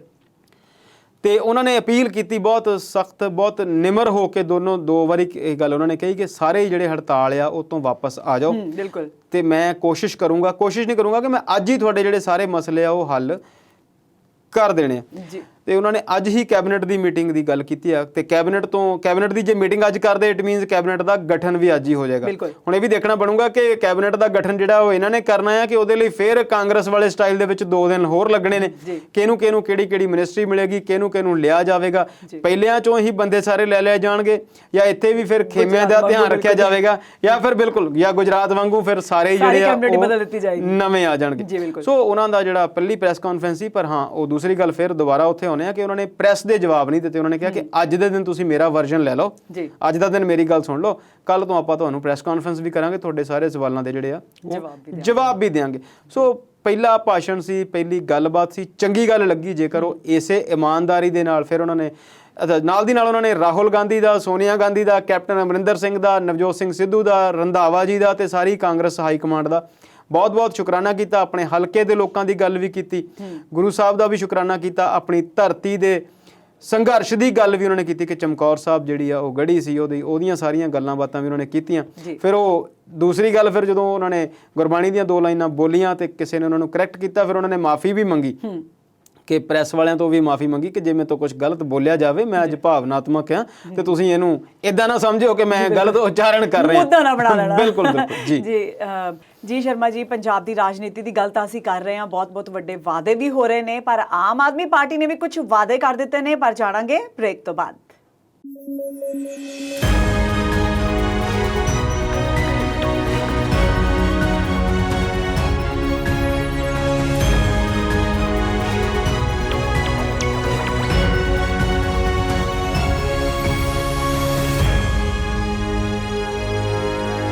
ਬ੍ਰੇਕ ਤੋਂ ਬਾਅਦ ਸਵਾਗਤ ਹੈ ਜੀ। ਸ਼ਰਮਾ ਜੀ, ਚਰਨਜੀਤ ਸਿੰਘ ਚੰਨੀ ਨੇ ਮੁੱਖ ਮੰਤਰੀ ਬਣਨ ਤੋਂ ਬਾਅਦ ਵੱਡੇ ਵਾਅਦੇ ਕਰ ਦਿੱਤੇ ਨੇ। ਹਾਲਾਂਕਿ ਇਹੀ ਵਾਅਦੇ ਕੈਪਟਨ ਅਮਰਿੰਦਰ ਸਿੰਘ ਨੇ ਵੀ ਕੀਤੇ ਸੀ, ਘਰ ਨੌਕਰੀ ਦੇਣ ਦੀ ਗੱਲ ਕੀਤੀ ਸੀ, ਤੇ ਇਸੇ ਤਰਜ਼ ਤੇ ਆਮ ਆਦਮੀ ਪਾਰਟੀ ਸੁਪਰੀਮੋ ਅਰਵਿੰਦ ਕੇਜਰੀਵਾਲ ਨੇ ਉੱਤਰਾਖੰਡ ਜਾ ਕੇ ਵੱਡੇ ਵਾਅਦੇ ਕਰ ਦਿੱਤੇ ਨੇ, ਕਿਉਂਕਿ 2022 ਦੀਆਂ ਚੋਣਾਂ ਸਿਰ ਤੇ ਆ ਰਹੀਆਂ ਨੇ। ਕੀ ਕਹਿਣਾ ਚਾਹੋਗੇ? ਦੇਖੋ, ਕਹਿੰਦੇ ਆ ਕਸਮਾਂ ਤੇ ਵਾਅਦੇ ਜਿਹੜੇ ਉਹ ਕੀਤੇ ਜਾਂਦੇ ਆ ਤੇ ਮੁੜ ਕੇ ਟੁੱਟਣ ਲਈ ਹੁੰਦੇ ਆ। ਬਿਲਕੁਲ। ਪਰ ਰਾਜਨੀਤਿਕ ਲੋਕਾਂ ਦੇ ਜਿਹੜੇ ਵਾਅਦੇ ਆ ਇਹ ਜੇ ਨਾ ਟੁੱਟਣ, ਜੇਕਰ ਇਹ ਆਪਣੀ ਪੂਰੀ ਪਾਵਰ ਦੇ ਨਾਲ, ਜਿੰਨੀ ਇਹਨਾਂ ਕੋਲ ਤਾਕਤ ਆ, ਜਿੰਨੇ ਇਹਨਾਂ ਕੋਲ ਸਾਧਨ ਨੇ, ਉਸ ਤਰੀਕੇ ਨਾਲ ਜੇ ਕੰਮ ਕਰਨ ਤਾਂ ਫਿਰ ਅਸੀਂ ਹੋਰ ਮੁਲਕਾਂ ਦੀਆਂ ਉਦਾਹਰਣਾਂ ਦੇ ਕੇ ਇਹਨਾਂ ਬਾਰੇ ਚੰਗਾ ਨਾ ਦੱਸੀਏ, ਕਿਉਂਕਿ ਅਸੀਂ ਛੋਟੇ ਮੁਲਕਾਂ ਦੀ ਜਦੋਂ ਗੱਲ ਕਰਦੇ ਹਾਂ, ਦੁਬਈ ਵਰਗੇ ਮੁਲਕਾਂ ਦੀ, ਜਿਨ੍ਹਾਂ ਨੂੰ ਮੈਗਨੀਫਾਈਂਗ ਗਲਾਸ ਲੈ ਕੇ ਗਲੋਬ ਚੋਂ ਲੱਭਣਾ ਪੈਂਦਾ, ਜਦੋਂ ਅਸੀਂ ਦੁਨੀਆ ਦੇ ਨਕਸ਼ੇ ਚੋਂ ਇਹਨਾਂ ਨੂੰ ਲੱਭਣ ਦੀ ਕੋਸ਼ਿਸ਼ ਕਰਦੇ ਹਾਂ। ਮੈਂ ਇਹਨਾਂ ਨੂੰ ਛੋਟੇ ਨਹੀਂ ਦਰਸਾ ਰਿਹਾ, ਪਰ ਬੇਸਿਕਲੀ ਉਹ ਬਹੁਤ ਭੂ-ਭਾਗ ਦੇ ਤਰੀਕੇ ਨਾਲ ਜਾਂ ਜ਼ਮੀਨੀ ਹਕੀਕਤ ਦੇ ਵਿੱਚ ਉਹ ਬਹੁਤ ਛੋਟੇ ਮੁਲਕ ਨੇ। ਤੇ ਫਿਰ ਸਾਡੀਆਂ ਸਰਕਾਰਾਂ ਦੱਸਦੀਆਂ ਕਿ ਲੱਖਾਂ ਦੀ ਗਿਣਤੀ 'ਚ ਲੋਕ ਇੱਥੋਂ ਸਟੂਡੈਂਟ ਵੀਜ਼ਾ ਲੈ ਕੇ, ਵਿਜ਼ਟਰ ਵੀਜ਼ਾ ਲੈ ਕੇ, ABC ਜਿਹੜੇ ਵੀ ਤਰੀਕੇ, ਸਾਮ ਦਾਮ ਦੰਡ ਭੇਦ, ਜਿੱਦਾਂ ਵੀ ਜਾ ਸਕਣ ਇੱਥੋਂ ਜਾ ਕੇ ਬਾਹਰਲੇ ਮੁਲਕਾਂ 'ਚ ਨਾ ਵਸਣ, ਜੇਕਰ ਇਹਨਾਂ ਲੋਕਾਂ ਦੀ ਕਹਿਣੀ ਜਿਹੜੀ ਹੈ, ਜਿਹੜੇ ਇਹਨਾਂ ਦੇ ਵਾਅਦੇ ਨੇ ਉਹ ਪੂਰੇ ਹੋਣ। ਤੇ ਦੂਸਰੀ ਗੱਲ ਇਹ ਵੀ ਆ ਕਿ ਇਹ ਵਾਅਦੇ ਜਿਹੜੇ ਨੇ ਜਿੰਨੇ ਵੀ ਉਹ ਕਰਦੇ ਨੇ ਪੂਰੇ ਵੀ ਕੀਤੇ ਜਾ ਸਕਦੇ ਨੇ। ਸਾਧਨ ਸੰਸਾਧਨ ਇੱਥੇ ਮੌਜੂਦ ਨੇ, ਨੀਤ ਤੇ ਨੀਤੀ ਦੀ ਜਿਹੜੀ ਲੋੜ ਆ, ਬਾਕੀ ਸਾਰਾ ਕੁਝ ਬਹੁਤ ਸੌਖਾ ਹੀ ਹੋ ਸਕਦਾ। ਤੁਸੀਂ ਗੱਲ ਕੀਤੀ ਚਰਨਜੀਤ ਚੰਨੀ ਦੀ, ਸਾਡਾ ਪ੍ਰੋਗਰਾਮ ਜ਼ਿਆਦਾ ਜਿੱਧਰ ਹੀ ਰਹਿ ਗਿਆ ਕਿਉਂਕਿ ਕਾਫੀ ਵੱਡੀ ਖਬਰ ਸੀ ਪੰਜਾਬ ਦੇ ਵਿੱਚ, 15ਵੇਂ 16ਵੇਂ ਮੁੱਖ ਮੰਤਰੀ ਬਣੇ ਸੀ ਉਹ। ਤੇ ਹੁਣ ਤੁਸੀਂ ਗੱਲ ਕੀਤੀ ਆ ਉੱਤਰਾਖੰਡ ਦੇ ਵਿੱਚ ਕੇਜਰੀਵਾਲ ਦੀ ਇੱਕ ਪ੍ਰੈਸ ਕਾਨਫਰੰਸ ਸੀ। ਹਲਦਵਾਨੀ ਉੱਤਰਾਖੰਡ ਦਾ ਇੱਕ ਵੱਡਾ ਸ਼ਹਿਰ ਆ, ਉੱਥੇ ਉਹ ਗਏ ਹੋਏ ਸੀ। ਤੇ ਉਹ ਸਟੇਟ ਜਿਹੜੀ ਆ in comparison to other states of India, ਬਾਕੀ ਹਿੰਦੁਸਤਾਨ ਦੇ ਬਾਕੀ ਪ੍ਰਾਂਤਾਂ ਦੇ ਮੁਕਾਬਲੇ ਉਹ ਨਵੀਂ ਸਟੇਟ ਆ। ਉੱਤਰ ਪ੍ਰਦੇਸ਼ ਦੇ ਵਿੱਚੋਂ ਕੱਟ ਕੇ ਕੋਈ 20-21 ਸਾਲ ਪਹਿਲਾਂ ਹੀ ਉਹ ਸਟੇਟ ਬਣਾਈ ਗਈ ਆ, ਪਰ ਉੱਥੇ ਮੁੱਖ ਮੰਤਰੀ ਬੜੀ ਫਾਸਟਲੀ ਤਬਦੀਲ ਹੋਏ ਆ। ਤੇ ਉੱਥੋਂ ਹੁਣ ਅਜੇ ਕੋਠਿਆਲ ਇੱਕ ਕਰਨਲ ਰਿਟਾਇਰ ਨੇ, ਬੜੀ ਯੰਗ ਉਮਰ ਦੇ ਨੇ, ਤੇ ਸ਼ਾਇਦ ਉਹਨਾਂ ਨੇ ਲੜਾਈਆਂ ਵੀ ਲੜੀਆਂ, ਤੇ ਉਹਨਾਂ ਦੀ ਪਹਿਚਾਣ ਜਿਹੜੀ ਆ ਇੱਕ ਰਿਜਿਡ ਵਧੀਆ ਇਮਾਨਦਾਰ ਅਫਸਰ ਦੇ ਤੌਰ ਤੇ ਆ। ਉਹਨਾਂ ਨੇ ਮੁੱਖ ਮੰਤਰੀ ਦਾ ਚਿਹਰਾ ਬਣਾ ਕੇ ਉਤਾਰਿਆ। ਤੇ ਇੱਕ ਟਰੋਲ ਵੀ ਚੱਲਦਾ ਸੀਗਾ, ਫਿਰ ਤੁਸੀਂ ਕਹਿਣਾ ਪੰਜਾਬ 'ਚ ਆ ਗਏ, ਕਿ ਪੰਜਾਬ ਵਾਲਿਆਂ ਨੇ 2 ਦਿਨਾਂ 'ਚ ਕਾਂਗਰਸ ਵਾਲਿਆਂ ਨੇ 5-6 CM ਦਿਖਾਲ ਦਿੱਤੇ ਤੇ ਆਮ ਆਦਮੀ ਪਾਰਟੀ ਨੂੰ ਇੱਥੇ ਇੱਕ ਨਹੀਂ ਲੱਭਦਾ। ਸਹੀ ਗੱਲ ਹੈ। ਪਰ ਉਹਨਾਂ ਨੇ ਉੱਤਰਾਖੰਡ ਲਈ ਇੱਕ CM ਜਿਹੜਾ ਉਹ ਲੱਭ ਲਿਆ। ਉੱਥੇ ਪਹਿਲਾਂ ਜਦੋਂ ਕੇਜਰੀਵਾਲ ਸਾਹਿਬ ਗਏ ਸੀ ਤੇ ਉਹਨਾਂ ਨੇ ਉੱਥੇ 300 ਯੂਨਿਟ ਫ੍ਰੀ ਬਿਜਲੀ ਦਾ ਇੱਕ ਜਿਹੜਾ ਐਲਾਨ ਉੱਥੇ ਕੀਤਾ ਸੀ, ਕਿਉਂਕਿ ਦਿੱਲੀ ਮਾਡਲ ਤੋਂ ਉਹ ਪ੍ਰਭਾਵਿਤ ਨੇ ਕਿ ਉੱਥੇ ਅਸੀਂ ਸਿਸਟਮ ਦਿੱਲੀ ਦੇ ਵਿੱਚ ਕਰ ਲਿਆ। ਤੇ ਹੁਣ ਉਹਨਾਂ ਨੇ ਪੰਜਾਬ ਲਈ ਵੀ ਐਲਾਨ ਕੀਤਾ ਤੇ ਇਹੀ ਐਲਾਨ ਉਹਨਾਂ ਨੇ ਉੱਤਰਾਖੰਡ ਲਈ ਕੀਤਾ। ਹੁਣ ਜਦੋਂ ਦੂਸਰੀ ਫੇਰੀ ਦੌਰਾਨ ਗਏ ਆ, ਉਹਨਾਂ ਨੇ ਬੀਤੀ ਸਰਕਾਰ ਜਿਹੜੀ ਚੱਲਦੀ ਸਰਕਾਰ ਆ ਉਹਦੀਆਂ ਕਮੀਆਂ ਵੀ ਦੱਸੀਆਂ, ਤੇ ਇਹ ਵੀ ਦੱਸਿਆ ਕਿ 21 ਸਾਲਾਂ ਦੇ ਵਿੱਚ ਜੋ ਕੁਝ ਗਲਤ ਪਿਛਲੀਆਂ ਸਰਕਾਰਾਂ ਨੇ ਕੀਤਾ ਉਹ ਅਸੀਂ 21 ਮਹੀਨਿਆਂ ਦੇ ਵਿੱਚ ਠੀਕ ਕਰ ਦਿਆਂਗੇ। ਤੁਸੀਂ ਦੇਖਦੇ ਆ ਕਿ ਲੀਡਰਾਂ ਦੇ ਵਾਅਦਿਆਂ ਵਾਲੀ ਗੱਲ ਹੋ ਗਈ ਕਿ ਕਦੇ ਮੋਦੀ ਸਾਹਿਬ ਮਨਮੋਹਨ ਸਿੰਘ ਦੀ ਉਮਰ ਦਾ ਉਮਰ ਦੇ ਸਾਲਾਂ ਦੀ ਗੱਲ ਡਾਲਰ ਦੇ ਰੇਟ ਨਾਲ ਕਰਦੇ ਹੁੰਦੇ ਸੀ ਤੇ ਅੱਜ ਉਹੀ ਡਾਲਰ ਉਸ ਤੋਂ ਵੀ ਵੱਡਾ ਹੋ ਗਿਆ, ਇਹਨਾਂ ਦੀ ਆਪਣੀ ਉਮਰ ਨਾਲੋਂ ਵੀ ਵੱਡਾ ਹੋ ਗਿਆ, ਪਰ ਉੱਥੇ ਪੁੱਛਦਾ ਕੋਈ ਨਹੀਂ। ਤੇ ਇਹਨਾਂ ਨੇ ਫਿਰ ਉੱਥੇ ਜਿਹੜਾ ਅਗਲਾ ਐਲਾਨ ਕੀਤਾ ਉਹ ਇੱਕ ਵੱਡਾ ਵਾਅਦਾ ਉਹਨੂੰ ਕਹਿ ਸਕਦੇ ਹਾਂ। ਹਾਲਾਂਕਿ ਜਦੋਂ ਅਸੀਂ ਉਹਦੀ ਆਬਾਦੀ ਦੀ ਨਜ਼ਰੀਏ ਤੋਂ ਗੱਲ ਕਰੀਏ ਤੇ ਉੱਤਰਾਖੰਡ ਇੱਕ ਛੋਟਾ ਸਟੇਟ ਆ ਤੇ ਆਬਾਦੀ ਵੀ ਘੱਟ ਆ, ਉੱਥੇ ਇਹ ਚੀਜ਼ਾਂ ਜਿਹੜੀਆਂ ਕੀਤੀਆਂ ਜਾ ਸਕਦੀਆਂ। ਉਹਨਾਂ ਨੇ ਕਿਹਾ ਕਿ ਹਰ ਨੌਜਵਾਨ ਨੂੰ ਅਸੀਂ ਨੌਕਰੀ ਦੇਵਾਂਗੇ, ਘਰ ਘਰ ਰੋਜ਼ਗਾਰ ਵਾਲੀ ਗੱਲ ਕੀਤੀ ਕਿ ਫੈਮਿਲੀ ਦੇ ਵਿੱਚੋਂ ਇੱਕ ਬੰਦੇ ਨੂੰ ਸਰਕਾਰੀ ਨੌਕਰੀ ਅਸੀਂ ਜ਼ਰੂਰ ਉੱਥੇ ਦੇਵਾਂਗੇ। ਤੇ ਅਸੀਂ ਜਾਣਦੇ ਹਾਂ ਕਿ ਉੱਤਰਾਖੰਡ, ਬਿਹਾਰ, ਯੂਪੀ ਉਹ ਸਟੇਟਸ ਨੇ ਜਿੱਥੋਂ ਬਹੁਤ ਸਾਰੇ ਲੋਕ ਮਾਈਗ੍ਰੇਟ ਕਰਕੇ ਦੂਜੀਆਂ ਸਟੇਟਸ ਨੂੰ ਨੌਕਰੀ ਕਰਨ ਲਈ ਜਾਂਦੇ ਨੇ। ਤੇ ਦੂਜੀਆਂ ਸਟੇਟਸ ਦੇ ਵਿੱਚ ਜਾ ਕੇ ਉਹ ਕਿਹੋ ਜਿਹੀਆਂ ਉਹਨਾਂ ਨੂੰ ਨੌਕਰੀਆਂ ਮਿਲਦੀਆਂ ਨੇ, ਕਿਹੋ ਜਿਹੇ ਹਾਲਾਤਾਂ 'ਚ ਰਹਿਣਾ ਪੈਂਦਾ, ਕਿੰਨੇ ਕੁ ਉਹਨਾਂ ਨੂੰ ਪੈਸੇ ਮਿਲਦੇ ਨੇ, ਉਹ ਇੱਕ ਵੱਖਰਾ ਵਿਸ਼ਾ ਆ। ਅਸੀਂ ਇੱਥੇ ਮਿਹਨਤ ਨੂੰ ਨਕਾਰਦੇ ਨਹੀਂ ਕਿ ਉਹ ਲੋਕ ਬਹੁਤ ਮਿਹਨਤੀ ਨੇ, ਪਰ ਫਿਰ ਵੀ ਆਪਣੇ ਘਰ ਤੋਂ ਦੂਰ ਆ ਕੇ ਰਹਿਣਾ ਤੇ ਉਹ ਨੌਕਰੀ ਦੀ ਤਲਾਸ਼ ਵਿੱਚ ਹੋਣਾ, ਉਹਦੇ ਲਈ ਉਹਨਾਂ ਨੇ ਇੱਕ ਚੰਗਾ ਵਾਅਦਾ ਕੀਤਾ।